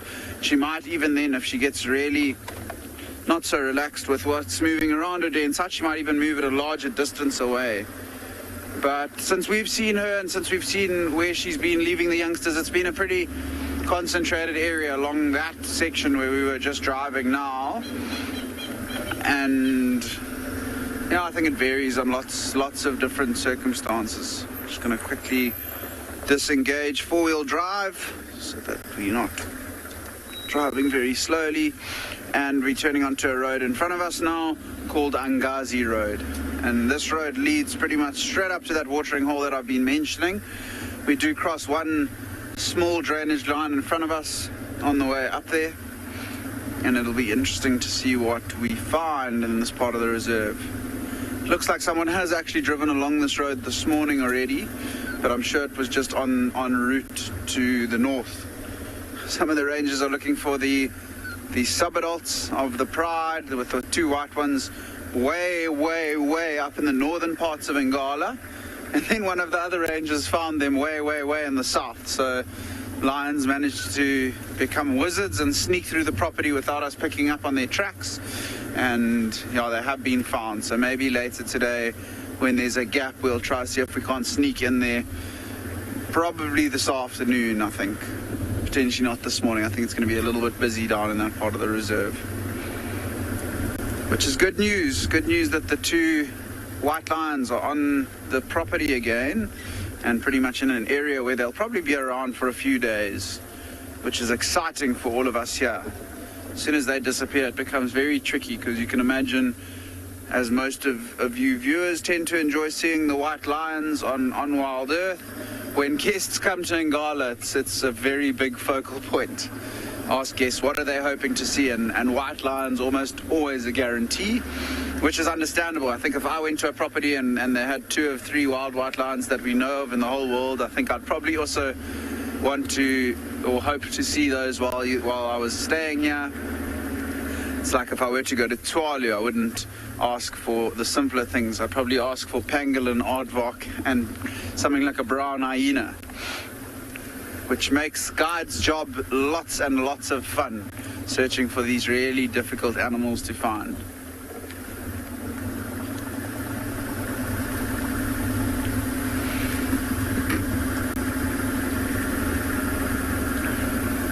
They're starting to warm up really nicely now, so I think jackets are coming off shortly. Hopefully once we're at the watering hole, and who knows what's going to be around there this morning. See, the bush changes as soon as we start to move away from the river as well. It becomes a little bit less dense, not like the riparian forest that we found along the riverbanks of the Timbavati. And we're sort of now heading into more bush willow, marula, a few green thorns or balanites around as well.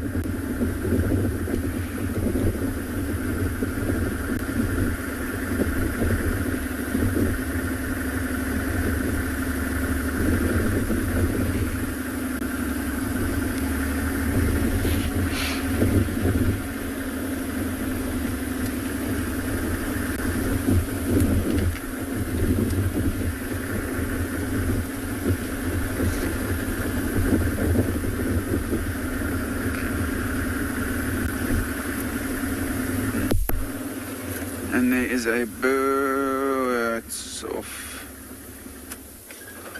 2 little Natal spurfowls that as soon as we decided to turn off are heading highly mobile away from us, and they've just tucked off into the grass. It's back on the road. But I think we'll continue on our way to the waterhole, and we'll give you an update when we get to that area.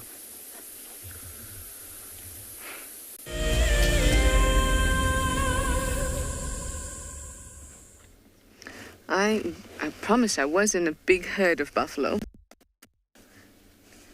and they're very, very nervous, and they're all kind of just running in a northerly direction. So that's why we've just parked here,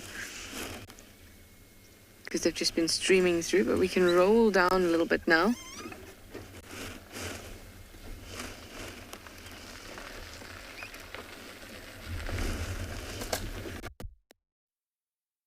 Almost looks like they're all gone, out of our sight. But let's see approach.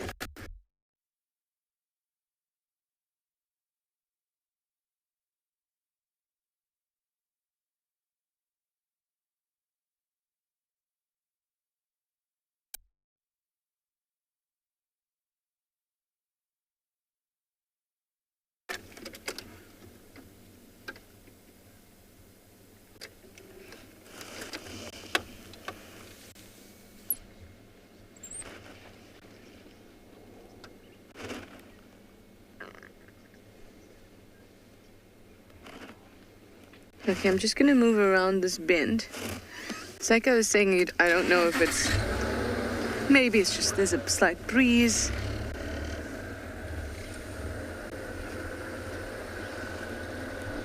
But it is quite strange just how, and I'm not even sure if you're going to get to see even one because they all moved out of here so quickly. And they kicked up so much dust they moved. And there was crashing of trees and branches, and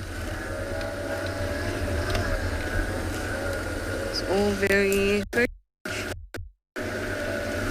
So what we're going to do is we're going to get to the dam.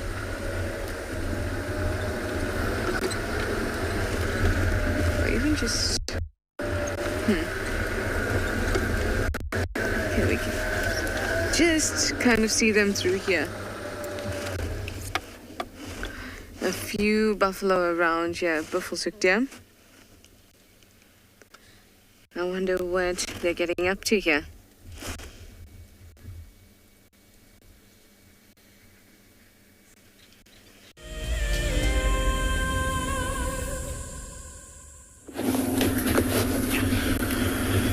And we are approaching the waterhole, so we should be there in the next minute and a half. And we'll quite cool that you're going to be driving into the waterhole with us, so we'll be able to try and see what's around together, which is always exciting. I found it much more fun than when we just arrive and we sort of know where what's around and what we can look at. So it's quite exciting driving up to this waterhole, not knowing what's there. Beautiful reflection coming from the sun on the dam, and hopefully there's going to be something nice. I'm pretty certain we're going to see hippos, at least 2 of them, if they have decided to come back after their long evening of looking for food and feeding. And what we'll do is we'll just drive up onto the little bank on our right hand side, and then we'll stop and have a good scan around. From this angle, looking straight into the sun, it's very, very bright, the glare on the water, so it's not too great for our eyes. But I have spotted there is at least 1 hippo in the waterhole, and it looks like our resident friends, the Egyptian geese, are here as well. Odie says they're not our friends. And the hippos have just dropped, so I'm just going to try and park here so we can have a good look around the dam. There is something coming down to drink right on the northern side. It looks like it might just be 2 impalas. And it looks like they're actually moving away from the waterhole, not coming down to drink. Other than that, got the geese, couple spurfowl. You can see compared to yesterday, it was quite still on the water, and today there's quite a strong breeze, a sort of northwesterly breeze blowing over the water, and you can see some of the ripples that are being created. And this waterhole, although it's still got quite a lot of water in it, is starting to dry up. Have a look in the bottom right of the picture. You can see there's a little island on the northern section now, which is getting larger and larger by the day. And what is that on the far side? Is that just a log? It looks like just a log in the water. I'm sure there would have been a few things that would have come down and had a drink this morning. Odie's just zooming in on where the hippo has just risen and gone under, so let's just be patient. Maybe it'll pop its head out for us again.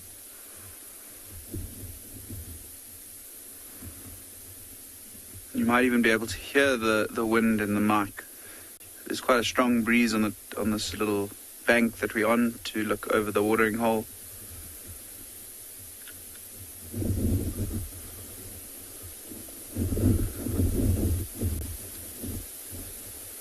I think my number 1 favorite thing would have been to have seen some African wild dogs at this waterhole. We haven't seen the dogs on Ngala for a long time now, and hopefully in the next couple weeks they will be returning with a bunch of new puppies.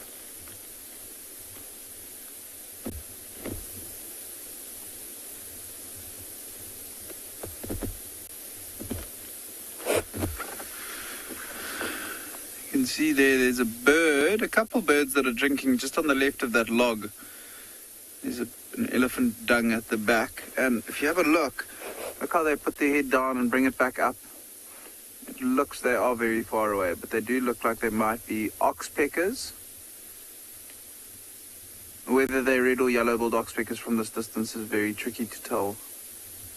Just to the right of that log as well, there are another two birds that are drinking, and one of them is most definitely a yellow-fronted canary. There, now we can see those are definitely oxpeckers the way they're flying. Probably coming down to quench their thirst, and now they're looking back to land on a few host animals.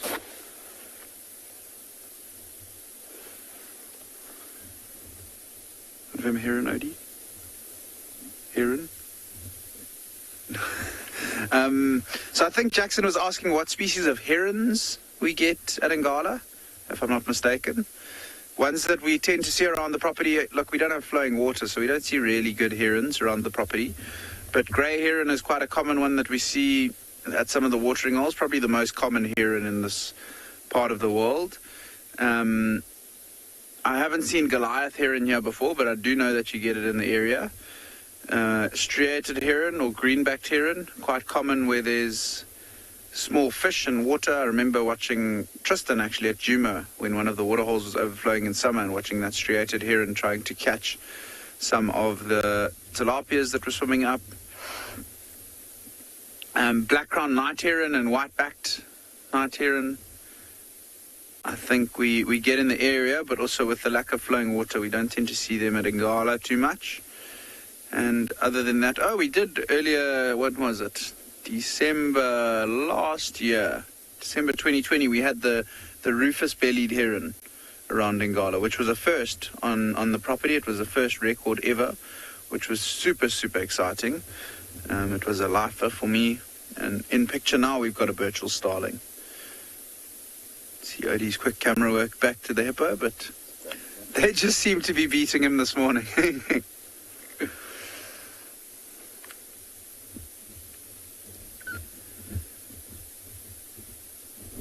I tend to prefer Jackson back on the topic of herons. I mean, the larger herons are really cool to watch fish, but the smaller herons are the ones that I tend to enjoy watching a little bit more.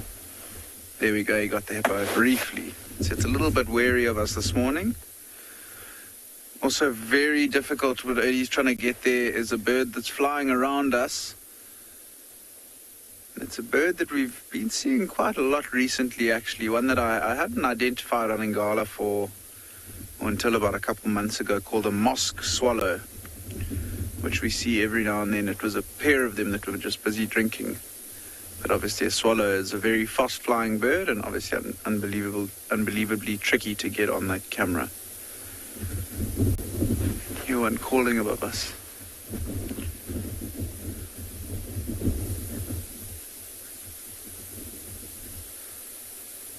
So we have come to the waterhole. I think we'll spend a bit of time here and just see if nothing comes down to drink. But while we do that, we're going to send you over to Pridelands and Mike, who's going to give you an update on his bushwalk.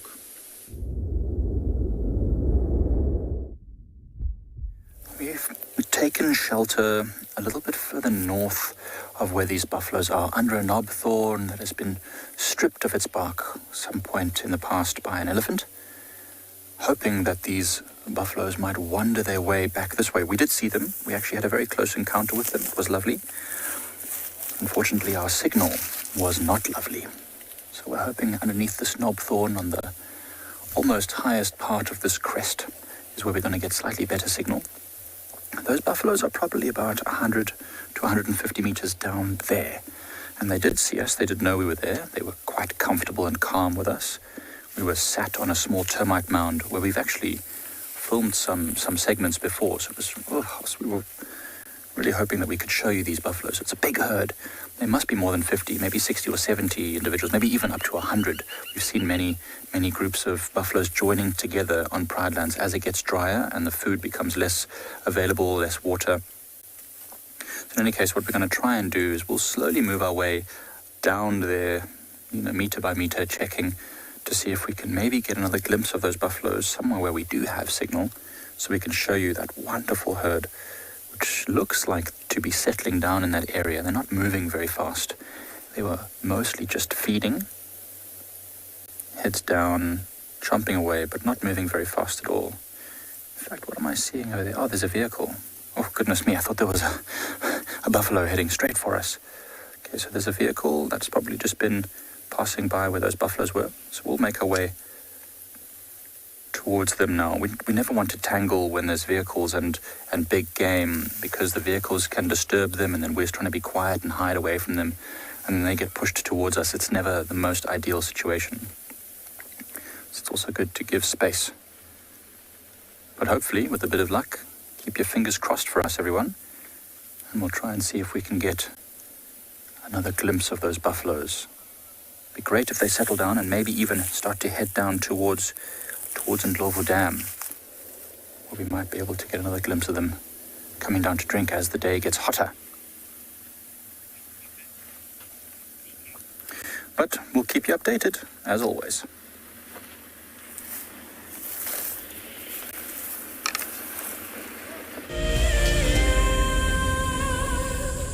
The annual Safari Guide of the Year competition aims to create awareness for those men and women who dedicate their lives to tourism and wildlife. This year's event will be held at Marataba, a breathtaking privately managed section of the Marakele National Park in South Africa's Limpopo province. In celebration of this, Wild Earth and Marataba Luxury Lodges are offering all explorers a chance to win a 3-night stay at Marataba Safari Lodge for you and a friend. In addition to a spectacular land-based safari, Marataba Luxury Lodges offer an opportunity for guests to cruise peacefully along the Matlabas River, watching the animals as they drink and wallow. The lodge offers you a chance to lie by the pool or enjoy a spa treatment, and one night could be spent sleeping out under the stars in a luxurious treehouse. Sign up to be a Wild Earth explorer before the 30th of June, and it could be you heading off on a long-awaited getaway. Wild Earth Explorers, it's in your nature.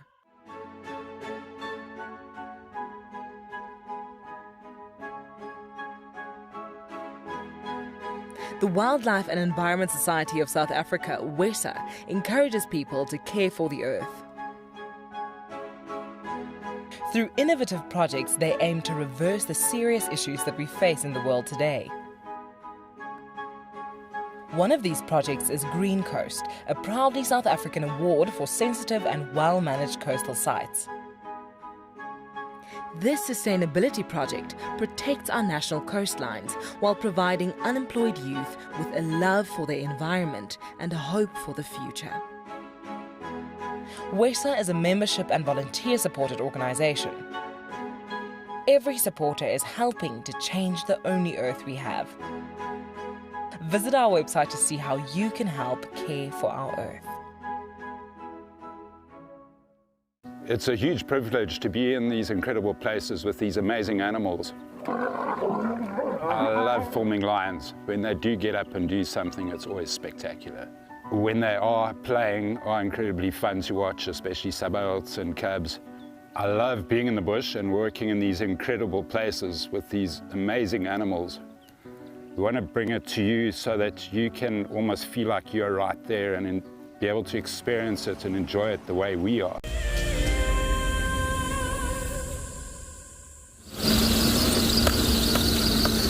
So we have to lift the dam and then always checking that monkey that was calling about, but then nothing came out. So we're going to drive through roads and then just to see if maybe we come across anything that whatever it could be, it's out of reach for us because that was in a boundary and then in one of the property up in the south.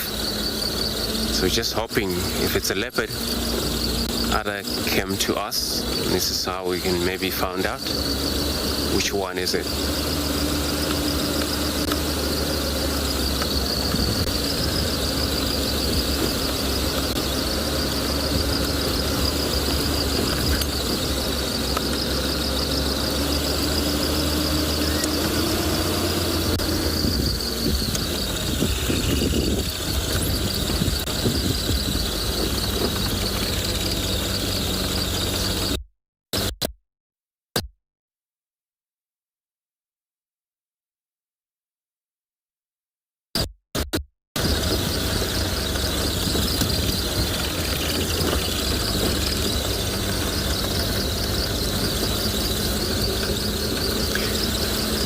Nandi, so you're asking what is the difference between the lion tracks and the leopard tracks?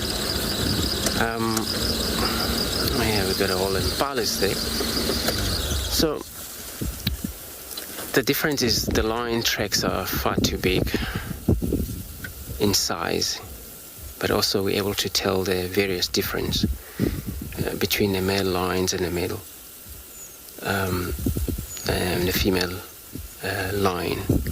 But it's the same with the leopard as well. We can able to tell whether there's a male that walk there, whether there's a female. So but between the two different cats, there's a difference.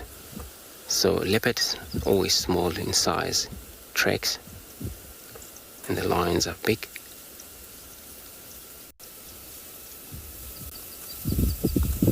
So here we got a whole mix of males. Looks like a lot of male there, less females, and they're younger male as well, impalas.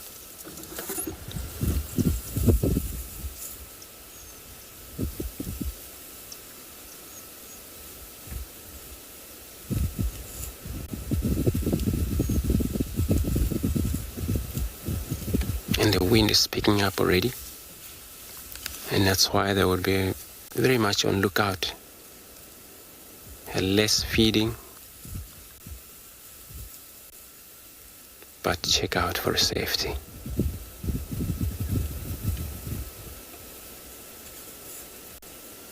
Because they are in covered thicket.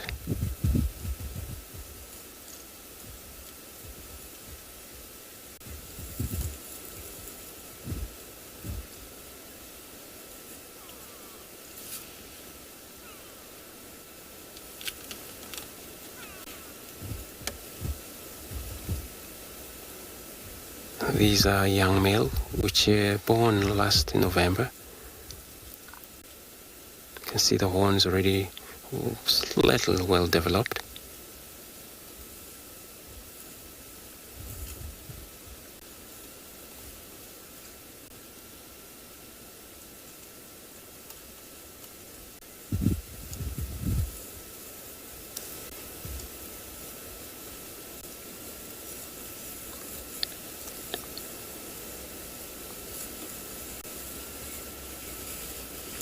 Quite a lot of bachelor males here. What I've seen, just the one female, young female.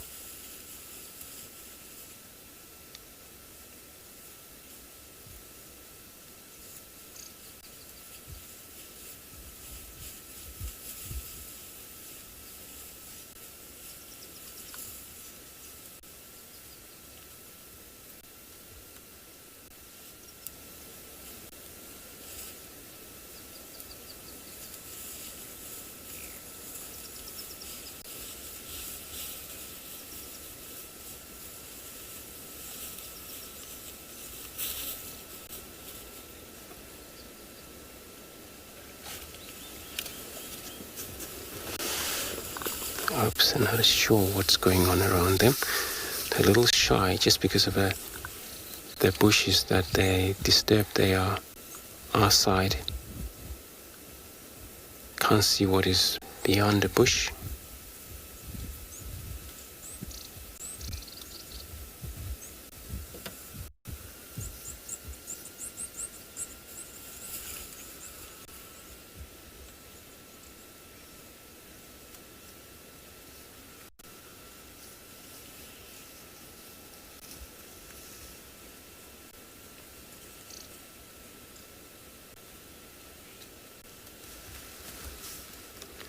So they've actually moved away from our side. We're gonna carry on. Check if we can find anything else then.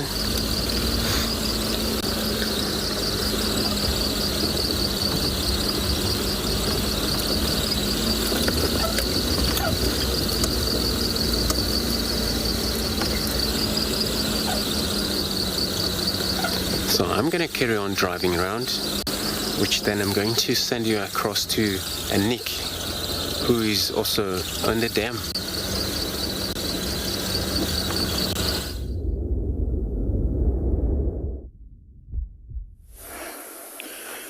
So as you can see, patience has paid off. As we were about to leave, actually in the last couple minutes, this beautiful herd of wildebeest and impala have come down. Look at the impalas running around, stotting. Looks like they're having a bit of fun this morning on the far northern side of this waterhole. And we were mentioning earlier how dependent these impalas are on water, so it's quite nice that they've proved that point and they have come down to have a drink. A little bit unrelaxed on that northern side of the waterhole. The wildebeest were very nervous coming down. They're jumping high. And very playful impalas. And I think it's because of the wind that's blowing around this waterhole. We were speaking about the wind earlier, and how the animals tend to become a little bit more unrelaxed when it's windy. I think with a big group of them up there on the northern side of this waterhole, they may be starting to relax a little bit because there's so many animals there to keep a watch out. But when they came down at first, they were very, very nervous.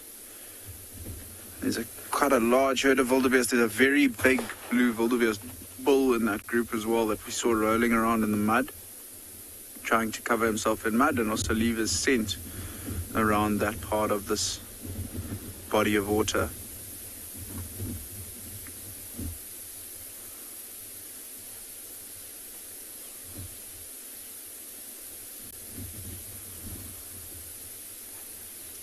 You can also see 2 wildebeest, even 3 wildebeest calves in that group, so it's quite good that some of them have managed to survive.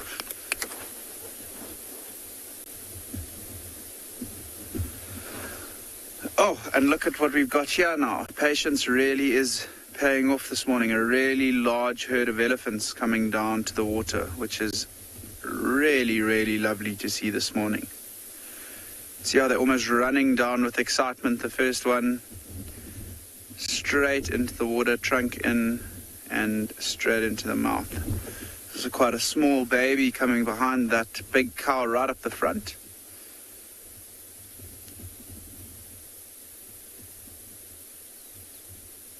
And it's super important to be patient in the bush. If it wasn't for those wildebeest and impalas coming down, we probably would have left, and in turn we would have completely missed this herd of elephants that we literally only spotted as OD put the camera on them.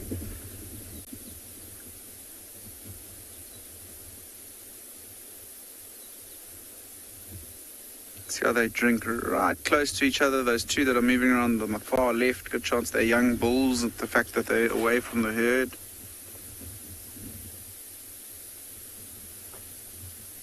You can see how some of them actually move a little bit further into the water as well, so that they don't drink the water that's right next to the edge of the dam. They get water that's a little bit cleaner, more likely from the top of the water as well. I love how they use their trunks just like a straw to suck water up and then place it in their mouth.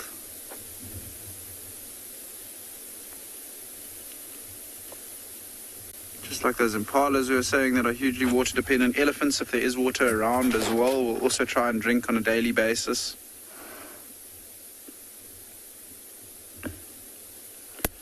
The position that we're sitting in is really nice as well, because we're not going to affect their behavior at all.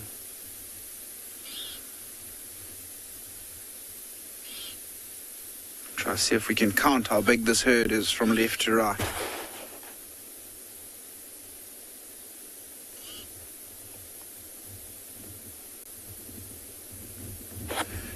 Individuals, it looks like the number of animals that are there. So quite a big herd of elephants actually.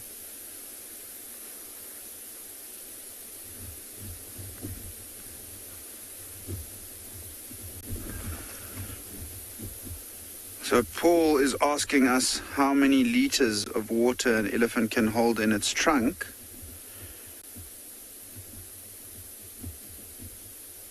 And sorry, I'm just going through. I lost my train of thought there. I think it'll vary. You can imagine for really big elephants, they're going to be able to hold a lot more than the smaller elephants. But what I've read and what I've seen is a trunk of a fully grown elephant can hold as much as 12 liters. in its trunk, which is an enormous amount of water. Probably don't hold 12 litres all the time when they're drinking, probably maybe half of that, maybe 6 to 8 litres. You can imagine to put 12 litres in your mouth and try and drink that would be an enormous amount. You can see how this herd is also continuously moving around towards that northern edge of this waterhole. And I think with this herd of elephants here now, we are not going anywhere. I think we might try and reposition to see if we can get a little bit closer to them and see how they behave when we do try and approach them a little bit closer. But while we do that, we're going to send you back to Mike on bushwalk.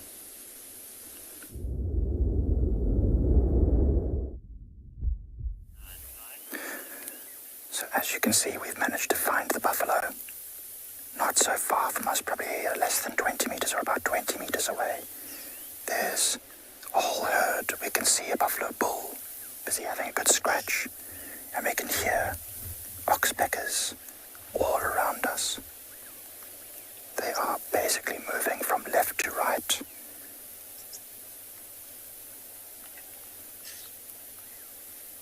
One of the buffaloes is spotted. Jan Hendrik, but seems to be not too bothered. It's always quite exhilarating to be on foot with these animals now. This is a herd of buffaloes, and they're generally a little bit more predictable. They'll usually tend to move away from danger if they feel threatened. If this was one single buffalo bull, I would be much more reluctant to stay on foot with it. We would be moving away as quick as possible. Now, there's not only the buffaloes, but there are also lots of oxpeckers and other birds here. And if we move around too noisily, it could disturb those birds, which will then cause the other buffaloes who haven't noticed us to get panicked, and then they don't know which way to run. And that's quite a dangerous situation. So we rather just stay very still and very quiet. You can see one of the buffaloes now. It's got its head up looking towards us. Now, through the trees, you can't see them easily, but their horns are shining, reflecting the sunlight. And that's mostly what I'm seeing as the animals move their heads. You can just see those shining horns. Now, this being quite a big herd, there's not only the chance of, more buffaloes, but there's plenty of chance of lions might follow herds like this, especially when they've got lots of youngsters. The pride of lions in this area is about 17 strong. So a buffalo herd like this would provide the kind of food that they'd want to be able to feed the whole pride.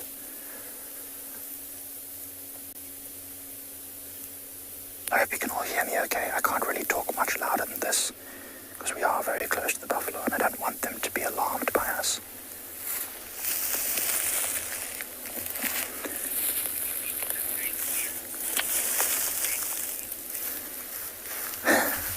So the whole area around us is covered in dry grass, so it's very difficult for us to move silently. But we were quite surprised as we were approaching these buffaloes. We realized we were about, 20 meters from one of them, and it hadn't even looked up yet. It hadn't even noticed us.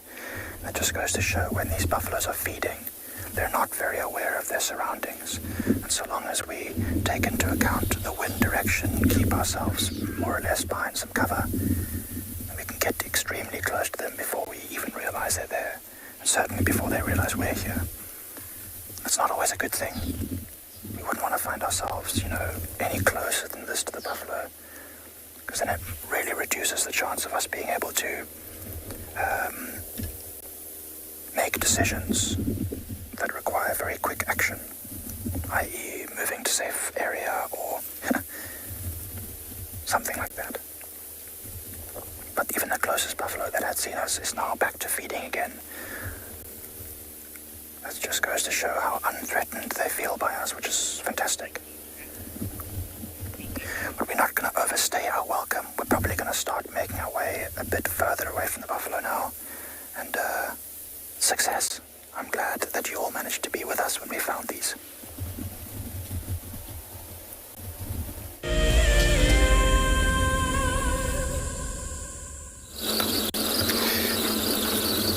So we're still bumbling around,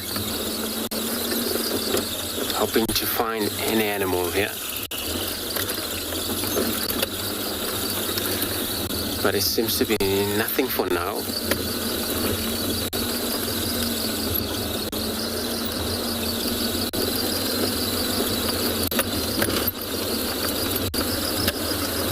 So I know we have left a dam, but we'll probably check for more watering hole around here.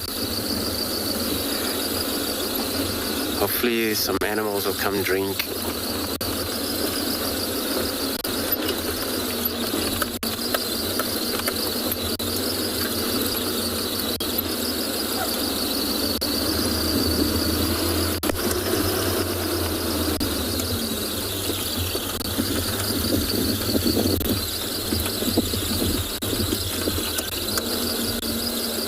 Slender mongoose, but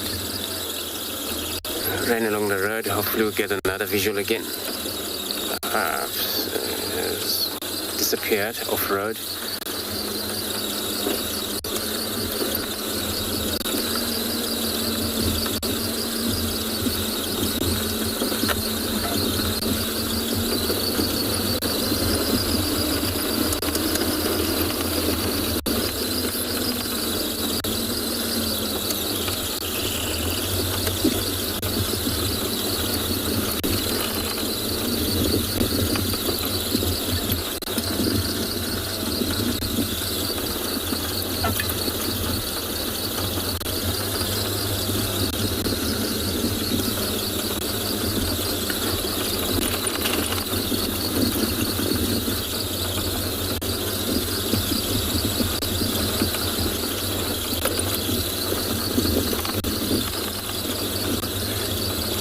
So I'm gonna go down to one of the small watering holes, see what is there.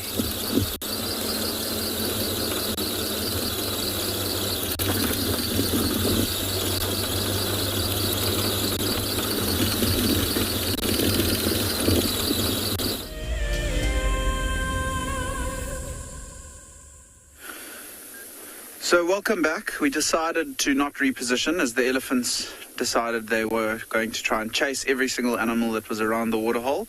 They were successful. They chased all of those impala and wildebeest off. You can see there's only one lone wildebeest left in picture. And the elephants went highly mobile, running away north into the block. I don't know why they did that, and they decided to do that. I don't know if it's the wind that gave them a bit of a fright, but you can see now the impalas and that single wildebeest are quite relaxed and back at the water's edge, which is nice. Quite productive little adventure to Clara Dam this morning. And this time of year, as it gets drier and drier in the bush and almost all the seasonal pans starting to dry up, I think we're going to see lots and lots of activity at this watering hole. East of us is a massive wilderness area in Kruger National Park, which I think is about 34,000 hectares with no infrastructure in, no water holes, no man-made roads, water, anything. So there's a good chance that those animals are going to need to come to this specific body of water to come and drink as winter time approaches. And like Mike's got that buffalo herd on Bushwalk, I'm really hoping that we get a chance to see some big herds of African buffalo come down to this waterhole. In the winter time, it is close to, I was just chatting to Odie about elephants and really enjoying having them drinking at waterholes. But a big herd of buffalo coming down to drink is a spectacle in winter. You get the audio of them and the dust in the distance, and you just sit and wait on the other side of the water and just wait for them to come down. It's quite a spectacle to see. The hippos have been showing off, but as it would go with them this morning, as soon as Odie tries to put them on, they decide to go back underwater. And it is just these same two hippos that have been spending time in Clara Dam for the last couple months.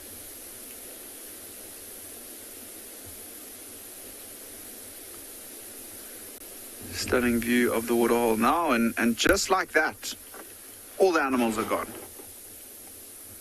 All the impalas have moved off, the wildebeest have moved off, and we left with a similar scene to when we arrived, which just illustrates how important timing is and to a certain extent luck in the bush as well. You can try your best to predict animals and predict what time they'll come down, but if you hear 5 minutes too early or 5 minutes too late, you could miss what we were able to see then with all those animals coming down to quench their thirst.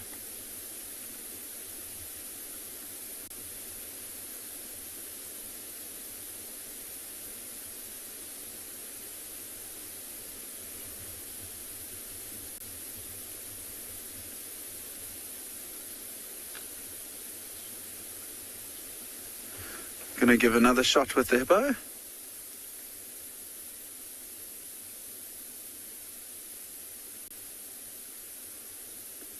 Now being that tiny little bit more willing to show off to us. Oh.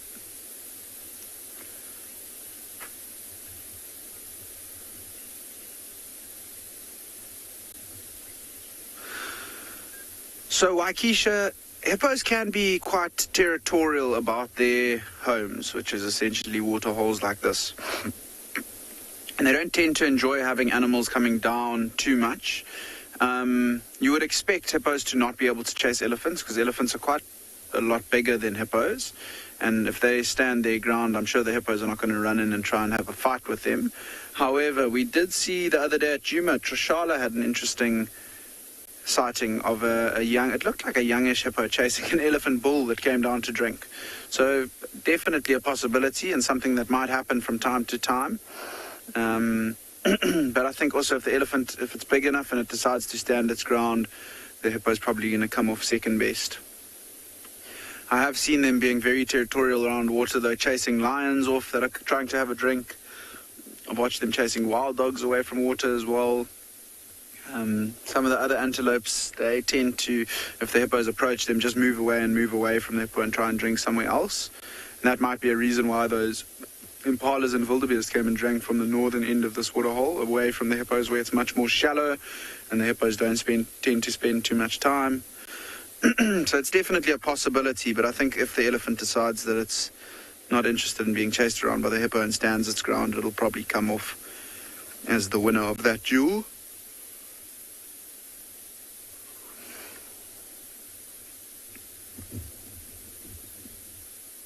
Might be able to hear in the background there's a bird calling, going 240. It's a white-browed scrub robin.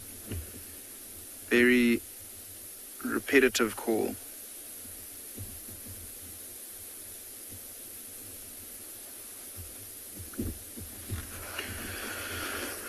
And it's been quite a productive little stint at this watering hole. So I think what we'll do from here is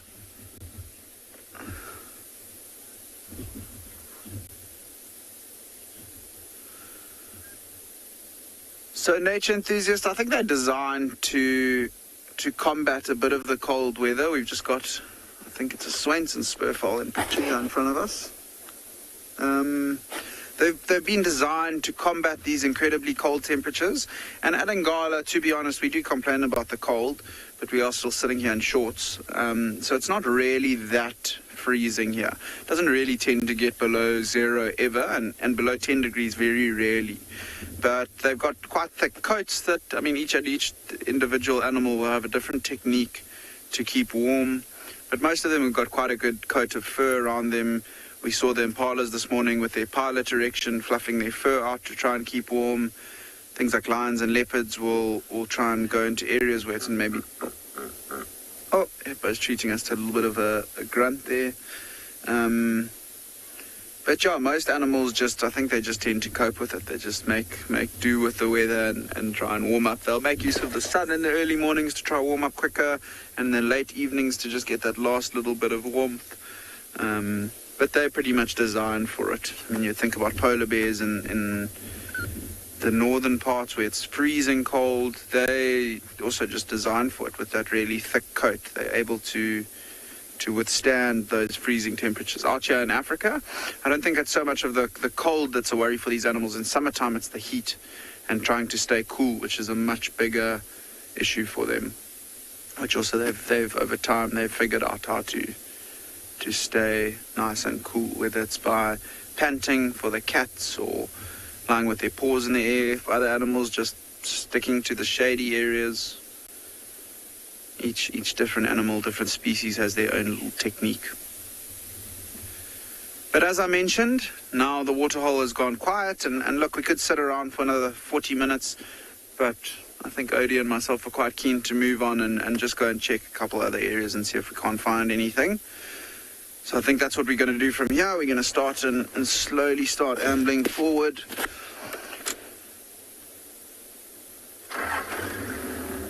You can also hear by the sounds of our vehicle, it's turning on a much easier way than it was doing yesterday. We had to go up to the workshop and do a little bit of repairs on the starter motor, which is something that happens out here with turning the vehicle on and off. So often we do have to wait for the coil to go off, but sometimes the starter does end up giving a bit of trouble, and we just got it repaired yesterday, which was nice and easy and quick.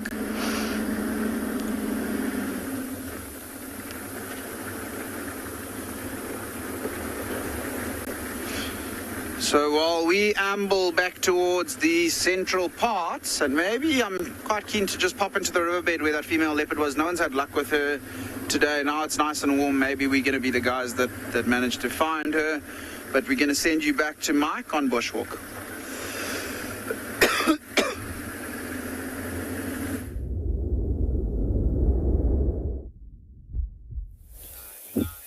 So we left those buffaloes and we've headed north. We're heading back towards Ndlovu Dam in the camp. And we came across this knobthorn that I was going to talk about. And then I realized there was a much cooler thing. There's a spider here which mimics ants. Do you see that? So this thing actually looks like it's interested to jump onto the end of my stick. So this spider here mimics ants for a variety of reasons. Ants... Ooh, maybe it was actually afraid of me. It was like doing a weird thing with its front legs. So they mimic ants for a variety of reasons. Perhaps they hunt ants, which would help them to get closer. But also many ants spray formic acid, so it might be a kind of defense against predators, thinking that if I attack this ant, it's going to spray me with acid. Spiders don't spray acid. They've got, fangs which can inject venom, but this spider is very tiny, so it won't really be able to inject its venom into anything much larger than itself. And the venom itself is probably not that potent. Here comes an ant right now, close to that spider. Let's see what happens. Oh, does not like that ant. Look at that, that's crazy. Do you see that, how it raised itself up to try and make itself look larger? It did not want that ant anywhere near it. That was interesting. So I wonder, it's probably an ambush predator looking for something that might be interested in the ants. Perhaps it feeds on aphids.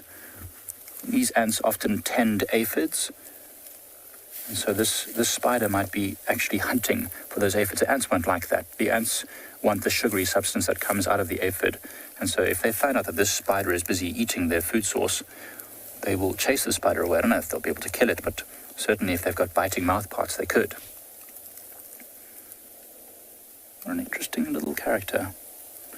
It's amazing how it raises its I mean, they're not really antenna, but if I put my stick closer to it, you'll watch how it raises its...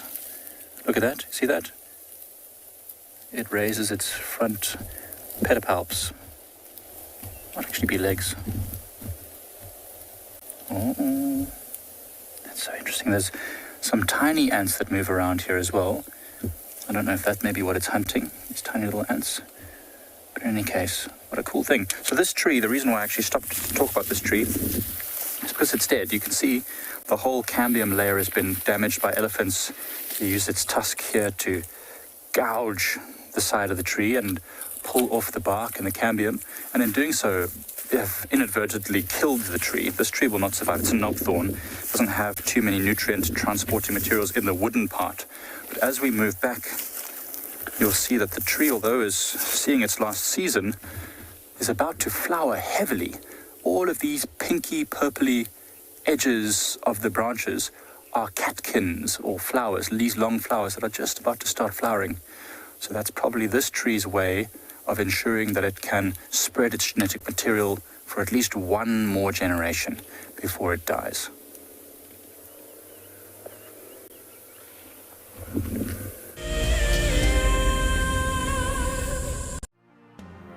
Hello everyone, my name is Elmarie and I'm very excited about this drive.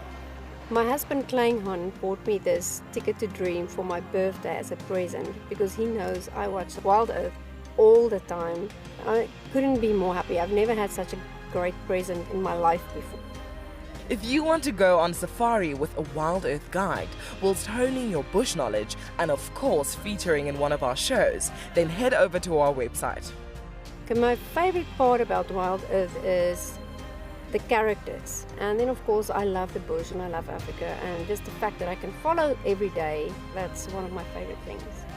Sign up to be a Wild Earth explorer and you could be making your first ever on-screen appearance. Being on a live drive on Wild Earth is really great because you can actually now smell the bush, see the animals in real life. You have to really make a plan and just do it. Hi everybody, I'm Tiana, I'm from Johannesburg, and I am one of Wild Earth's biggest fans. Been watching for 4 years, DG here from the Ozarks. It's been 4 years for me and I'm not leaving anytime soon. It's given me a time away from the hassles of the city, and it's given me a connection to a place that has stolen my heart, which is Africa. Last year we lost our son, and now we're just watching Wild Earth. Love to all you guys. You are reminding us of the role that we play in nature conservation, each and every one of us. You have reconnected myself to a dream that I had as a child to get involved in nature conservation, and for that I'm really grateful for as well. Thank you, thank you, thank you.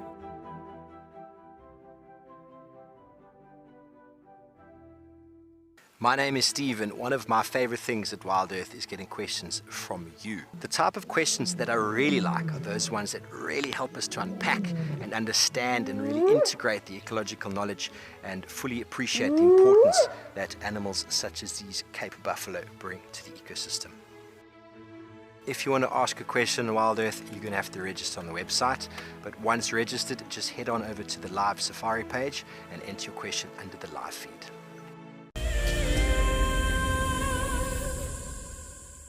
So you can see we are back on a little bit of a bumble, and obviously we've left that waterhole and moving back towards the central parts.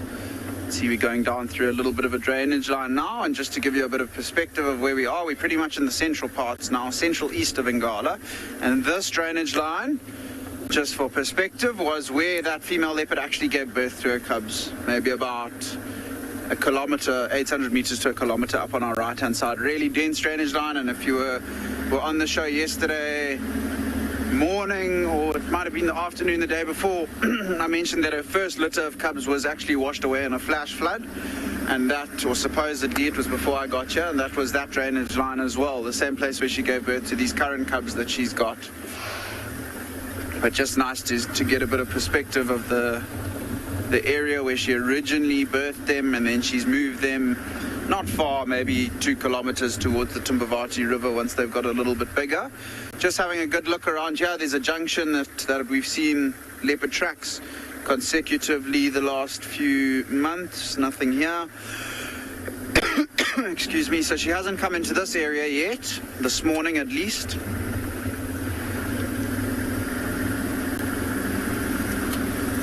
The search for leopards is always quite an exciting one. You never quite know on Ngala whether or not you're going to find them. So if you do manage to find a leopard while searching for one, it's always a very exciting moment.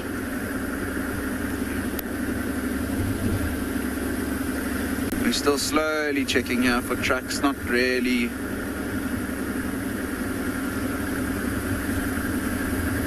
So we're going to keep bumbling around and see what else is on offer this morning. But while we do that, we're going to send you back over to Juma and Andrew, who's also busy bumbling.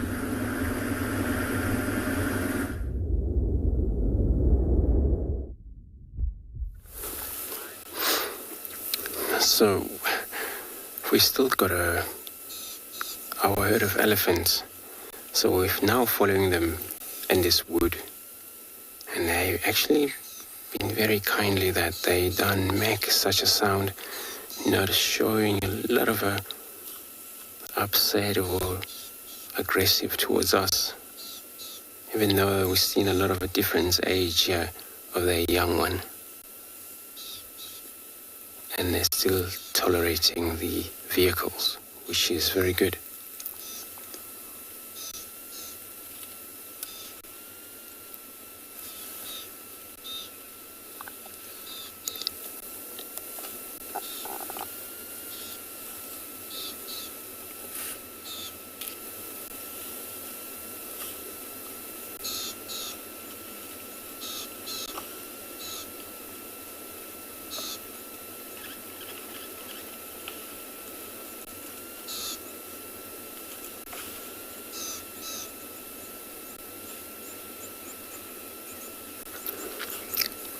At this stage, they're just going to feed around, but they're going to be aiming on to go down to drink in one of the watering holes, which is still quite a way distance from here, but they're going to make their way once they're thirsty.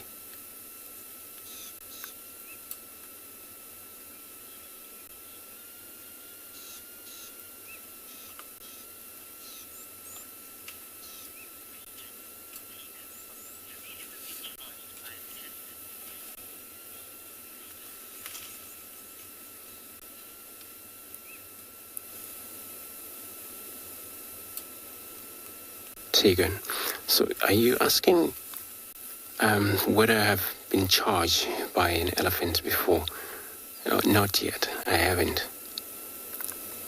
But I always say that, as in this field, things happen. Things that you don't believe or think is going to happen, it does happen.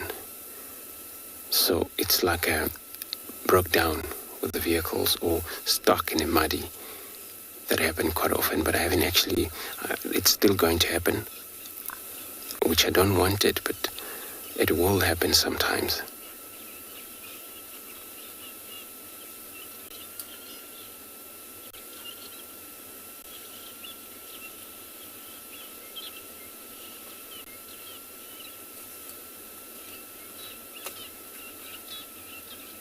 But also, there's a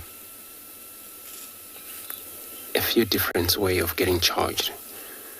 Of maybe you get close to the animals, or maybe that animal was already freak out before you get there by something else. Elephants, they would have their own issue. You find them, they're already maybe in a bad mood. And then you just get yourself there, and you don't check their attention of what they're up to, what are the aggressions in them, and this is what the mistake we do as a guide. But everybody can do mistake like that.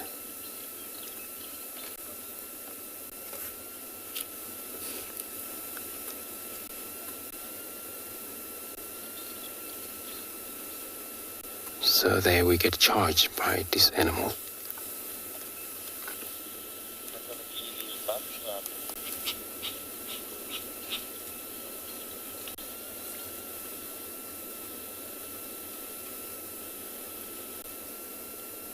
So where they're heading right now, it's a river, it's a ravine where they may drop down to the ravine, probably spend time because it's probably cooler in there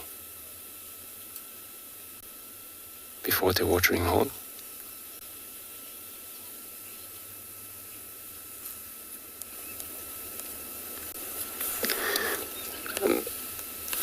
I gotta talk to the radio, somebody want these elephants.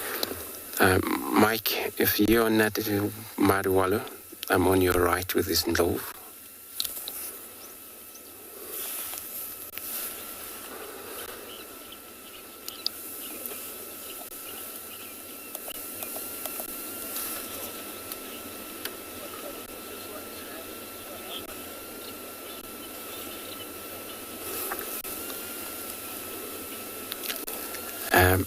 Faith, so are you asking would the elephants would eat all these kinds of vegetations? Pretty much, yes. Can be not all of them, but all variety, different kinds of plants around in this area, where it's probably over 100 different species of, but also including trees, shrubs, but roots as well. That's what they feed on. Grasses, it's one of those herbs. Just gonna move forward, because they're moving away from us.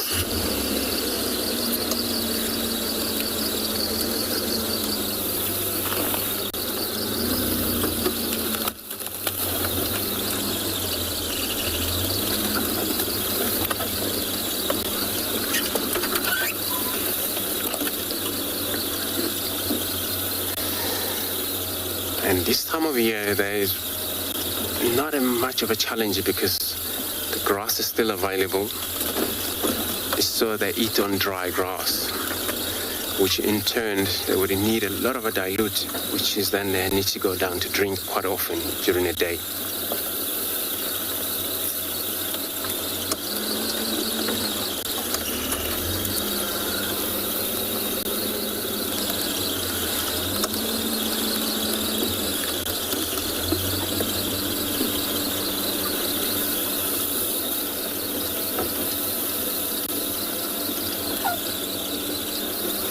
Just still got a few of them on our right hand side.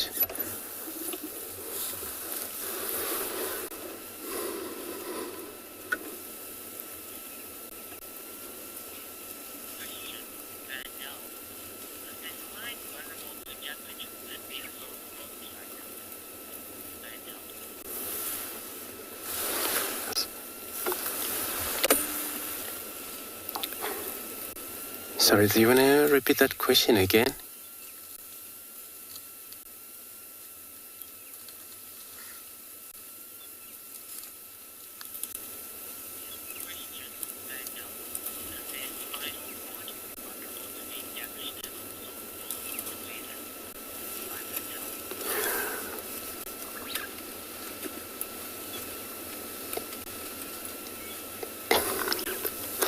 I'm not actually getting this question from Vandal. What is spinal cord vulnerable to damage when so exposed? Oh, so the question, so the spinal cord, it's vulnerable to being damaged since it's viable. So not really. Not really vulnerable.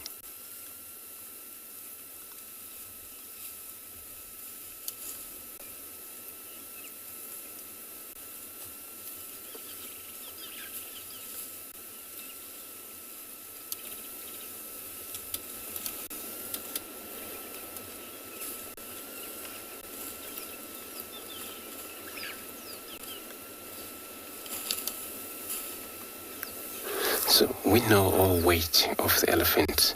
They would pretty much use their foreleg, but their hind legs also support a lot of weight.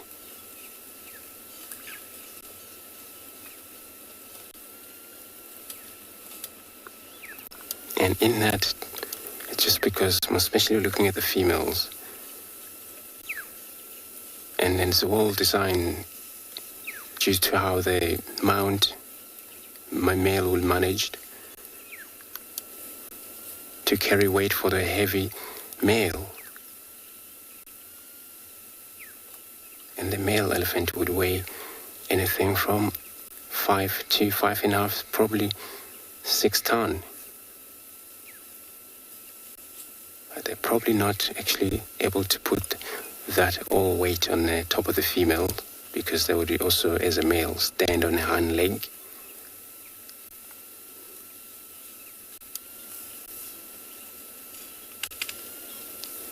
This is when they mount.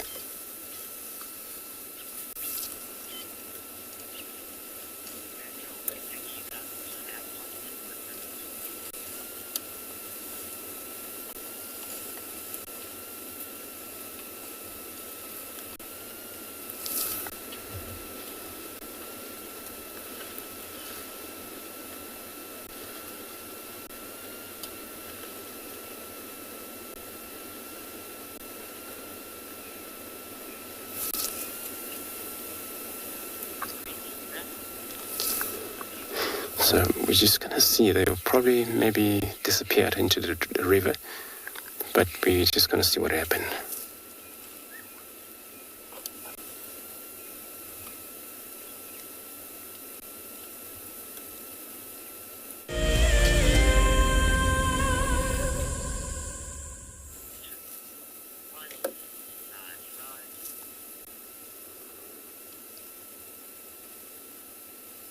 Flapping their ears, it's a way of cooling off.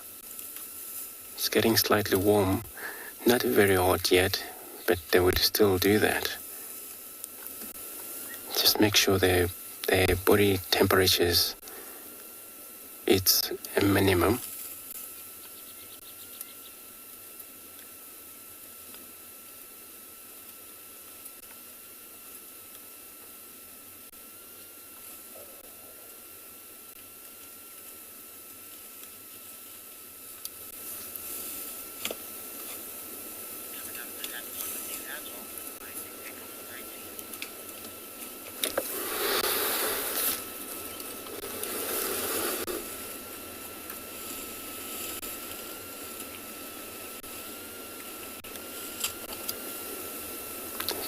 Taking it easy.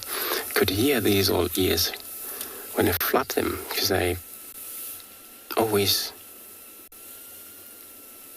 touch to the body of the animals. So when they do that, all of them probably just fly that they're bothering them.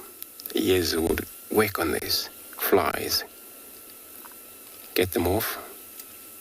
In the back, well equipped with these tail they have, also does the same work, but not what the ears can do at a time.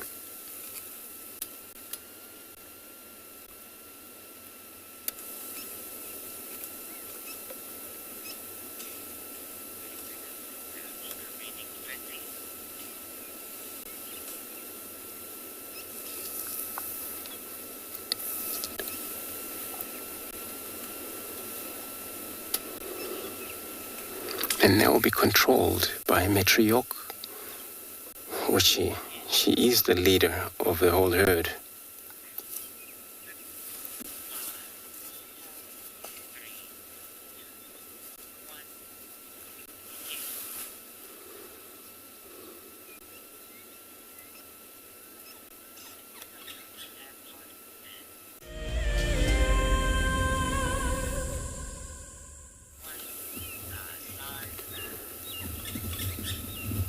So that one is just all left behind, probably because of the vegetation that she got there. It's probably more sweet, but it's a way for them to separate from one another far apart when they eat. Gives them a chance not to push one another a lot.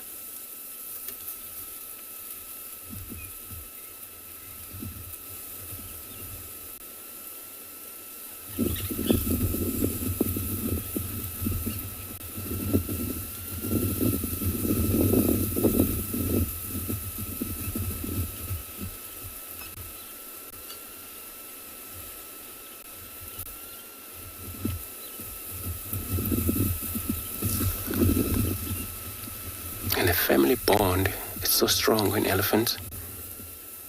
Whole group will take care of one another, take care of one another's baby.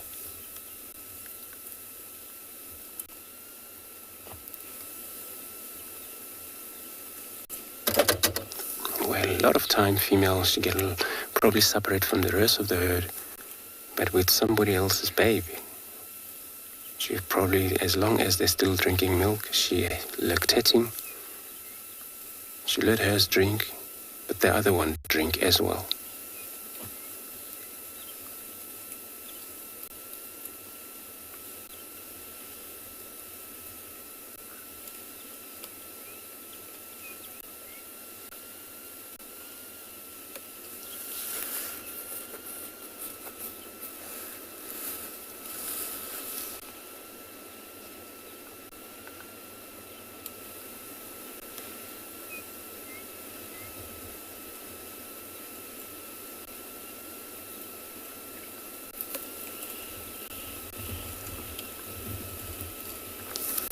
And those can't keep well with the group.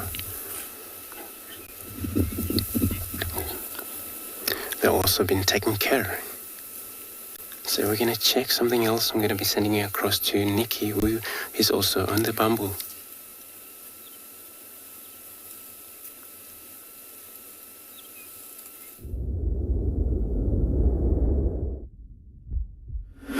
So still driving around, haven't found anything yet, but it's now nearly 9:20ish, 9:30ish, so we're actually trying to make our way quite quickly to the riverbed.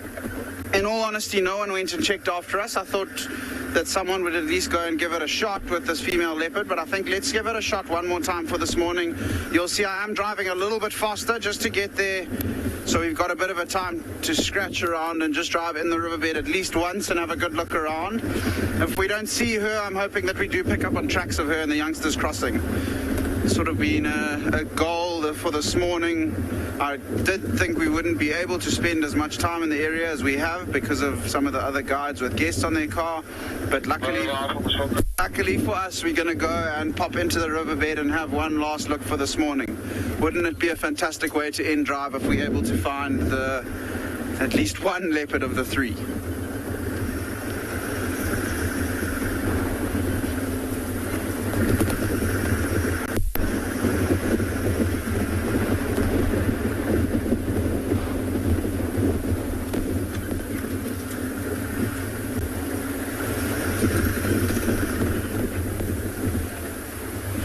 Back onto the road that we started off this morning on, or in the first sort of 15-20 minutes, a road called Big Bend, and we're on the northern entrance to this road, and it's not far to the riverbed. I can already see some of the bigger trees down in front of us, and those will be the trees that are growing on the river banks. That's where there will be the nice cover and the area where we have been checking this morning. It's got quite warm, but it was about this time yesterday that we found them out in the open, maybe a little bit earlier than this, but who knows, maybe they're going to treat us this morning.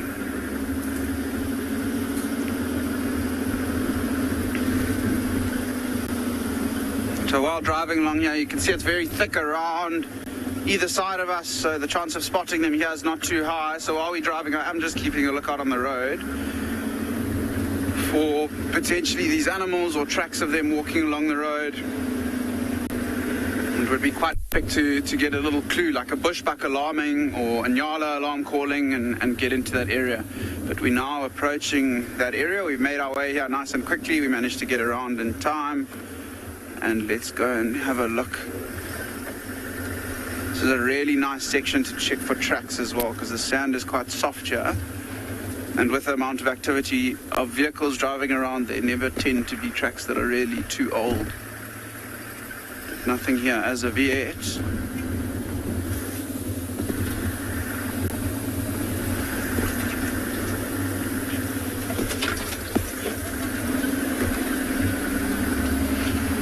Leopard searches can be quite repetitive, driving around the same area, because you know that they're here, but it's just hard to find them. So you tend to drive the same roads quite often on a drive focused on searching for leopard.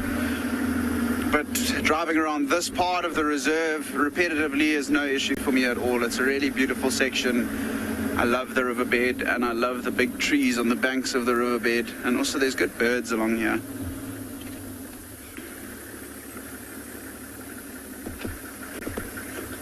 Just got to go into four-wheel drive so that we don't get stuck once in the sand.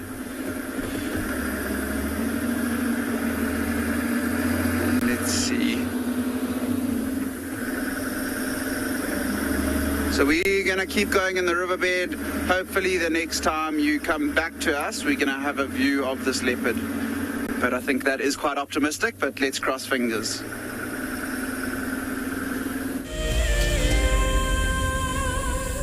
As the sun goes down in Africa, for many, the day has just begun. Wild Earth is piloting a brand new concept, and this time it's at night. This Saturday, a specialized thermal drone will take to the air under the cover of darkness. As it flies above the bush, it will be searching for hotspots on the ground.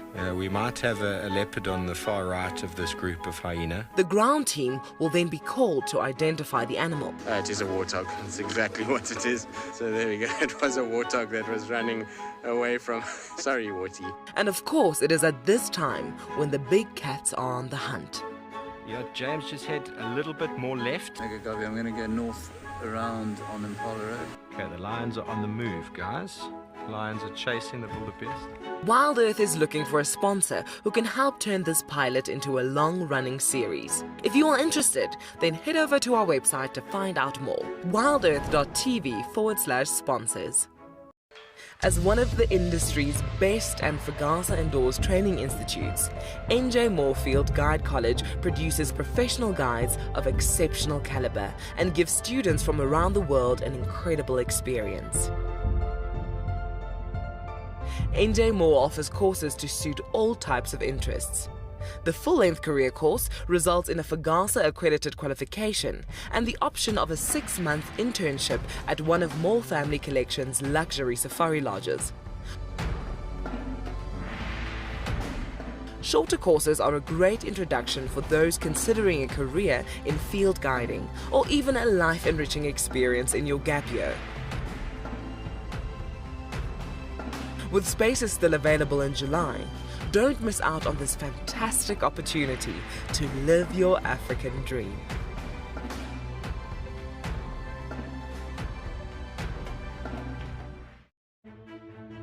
Hi everyone, my name's Daniel Fisher and I'm going to be your guide this afternoon. I'm looking really forward to taking you through and showing you all the beautiful places here at and beyond Ngala. If you have any questions, please register on our website. Once registered, go to the live page feed and post your questions underneath the live feed. Join me on my next safari through and beyond Ngala on Wild Earth. Send me live questions through the Wild Earth website and I'll answer them live from the African bush.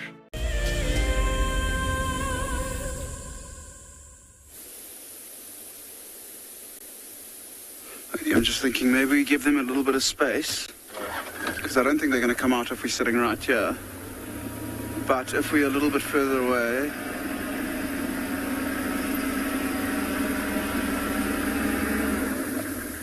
they're definitely in here, or at least the cubs are.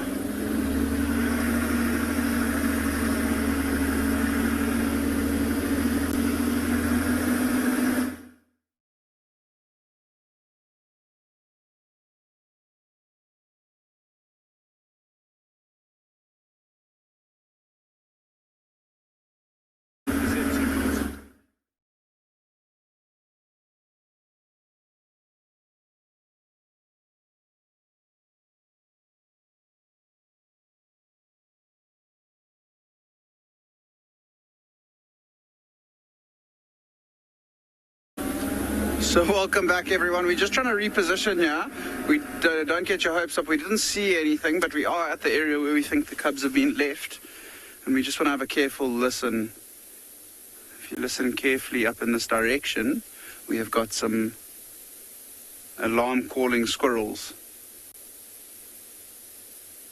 And out of all the clues that we've had and haven't had this morning, I'm almost certain that they are looking down onto these leopards, at least the cubs if the mother isn't there. So we'll just give it a few moments. Maybe if we're super lucky they'll pop their heads out, but I think they're still probably a little bit shy if the female leopard isn't there.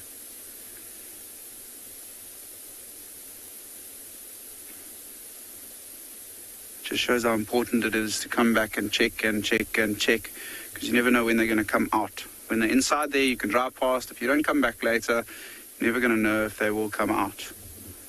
And they're definitely still inside of there. There's no tracks leaving the area of the youngsters. Lots of tracks of the female up and down, so we're not sure if she's inside there or if she's out of the den.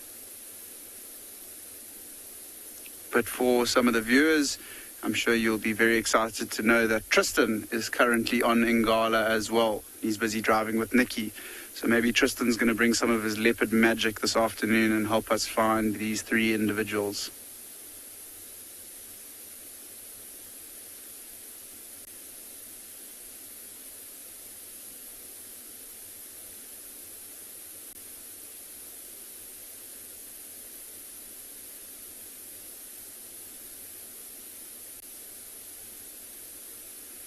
Have a look to see where those squirrels were. Sitting, but they seem to be just below the canopy, and I mean it's unbelievably dense in there, so quite tricky to see exactly where they were. I was quite keen to try to see if we could find them, just to see where they're looking, because there's a good chance they're going to be looking at the area where those little leopards are. And I think we'll just stick around here until the end of drive this morning. It has been a bit of a scratchy drive from our side, but the dam seemed to produce again, similarly to the way at Waterhole in the west. We got really lucky there with some elephants. We got lucky with some elephants again this morning. Our leopard search didn't go according to plan, but maybe this afternoon, if we're lucky, we will get them out. It has been a lovely morning from all the bumbling, all across all the different locations. Mike at Pridelands with the buffaloes. Andrew, I heard, had some elephants at Djuma. I'm sure you enjoyed conversations with Trish along the way. From our side, we've had a really nice morning. It's been a beautiful day and a beautiful start to the Saturday. And I'm hoping that this afternoon we'll be able to get something exciting. Cross fingers and let's hope that we get to those lions and potentially get to see them a little bit active. They are in an area that's a little bit tricky, so we might struggle for signal, but I think we're going to give it a shot and see if we can't give you an update on the Birmingham Pride this afternoon. But thanks everyone again for joining us. Thank you for a lovely morning, coming to you live from and beyond Ngala in the Kruger National Park. And we will see you a little bit later this afternoon at about 2:30 our time. I know Odie and myself are very excited, so have a good day. See you later.